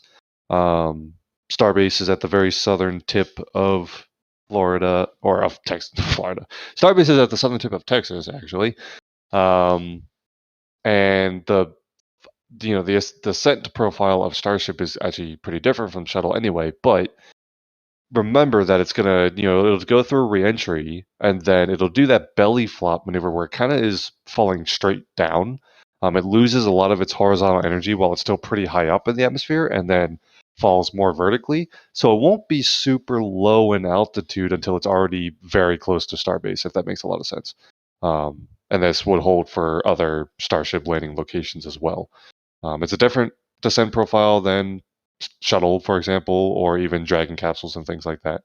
And so I would not say that that I wouldn't classify that as a concern just based on what we'd expect that profile to look like. Brindle saying might be cheaper to build another launch site for Falcon 9, reducing concern for Starship damage. We've actually touched on this before. Obviously, there's the Slick 40 pad at Cape Canaveral for Falcon 9 sites, and there's even been talks of would that launch site be upgradable to support a crew access tower and things like that to reduce the risk of any damage to 39A, kind of wiping out crew launch capability. They would also have to make similar changes to support Falcon Heavy, because Falcon Heavy is only launchable from 39A right now. But maybe that's less of a priority than the crew launch capability. But there's been talks of that. Haven't seen any like firm work in order on that or anything. Just something that we've definitely heard talked about, and would certainly be an option if they want to mitigate the risk to 39A by upgrading Pad 40. Jason with a question: how will the catch system ensure the rotational alignment of booster and Starship? So basically, you catch a booster. How do you make sure that it's rotated the right way to be integrated with a Starship when you put it back on the launch mount? I mean, those catch points are only at those specific spots, right? Yeah, they would always land on these catch spots, so they always would be rotated on the right way, right? Otherwise, it would be hard to land, because then the catch spots wouldn't be in the right position. Right. Yeah, I basically I think it's impossible for it to be rotated wrong, if that makes sense. Simply based on where the catch points sit on the chopsticks. But that has the design benefit of the booster is rotated properly when they catches anyway. Really quick, another super chat here. Patrick with a PadRat membership. Appreciate that support. All right, Adrian, what are you seeing from the tank farm right now? Are we seeing any indicators that they could be spooling back into testing? No. And sorry. I wish I could offer some hope here, but no. And at this point, with the chopsticks going down, and with this all spooling down, and with the window only being 3 hours and 9 minutes, yeah, it certainly feels like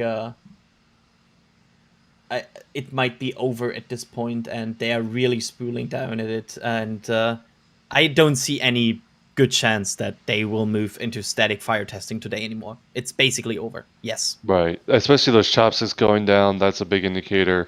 And Yes. Today's window is not as long as some other windows. It's a Friday. Plenty of closure scheduled for next week. I think we're going to take this as our cue that they're probably done testing for today.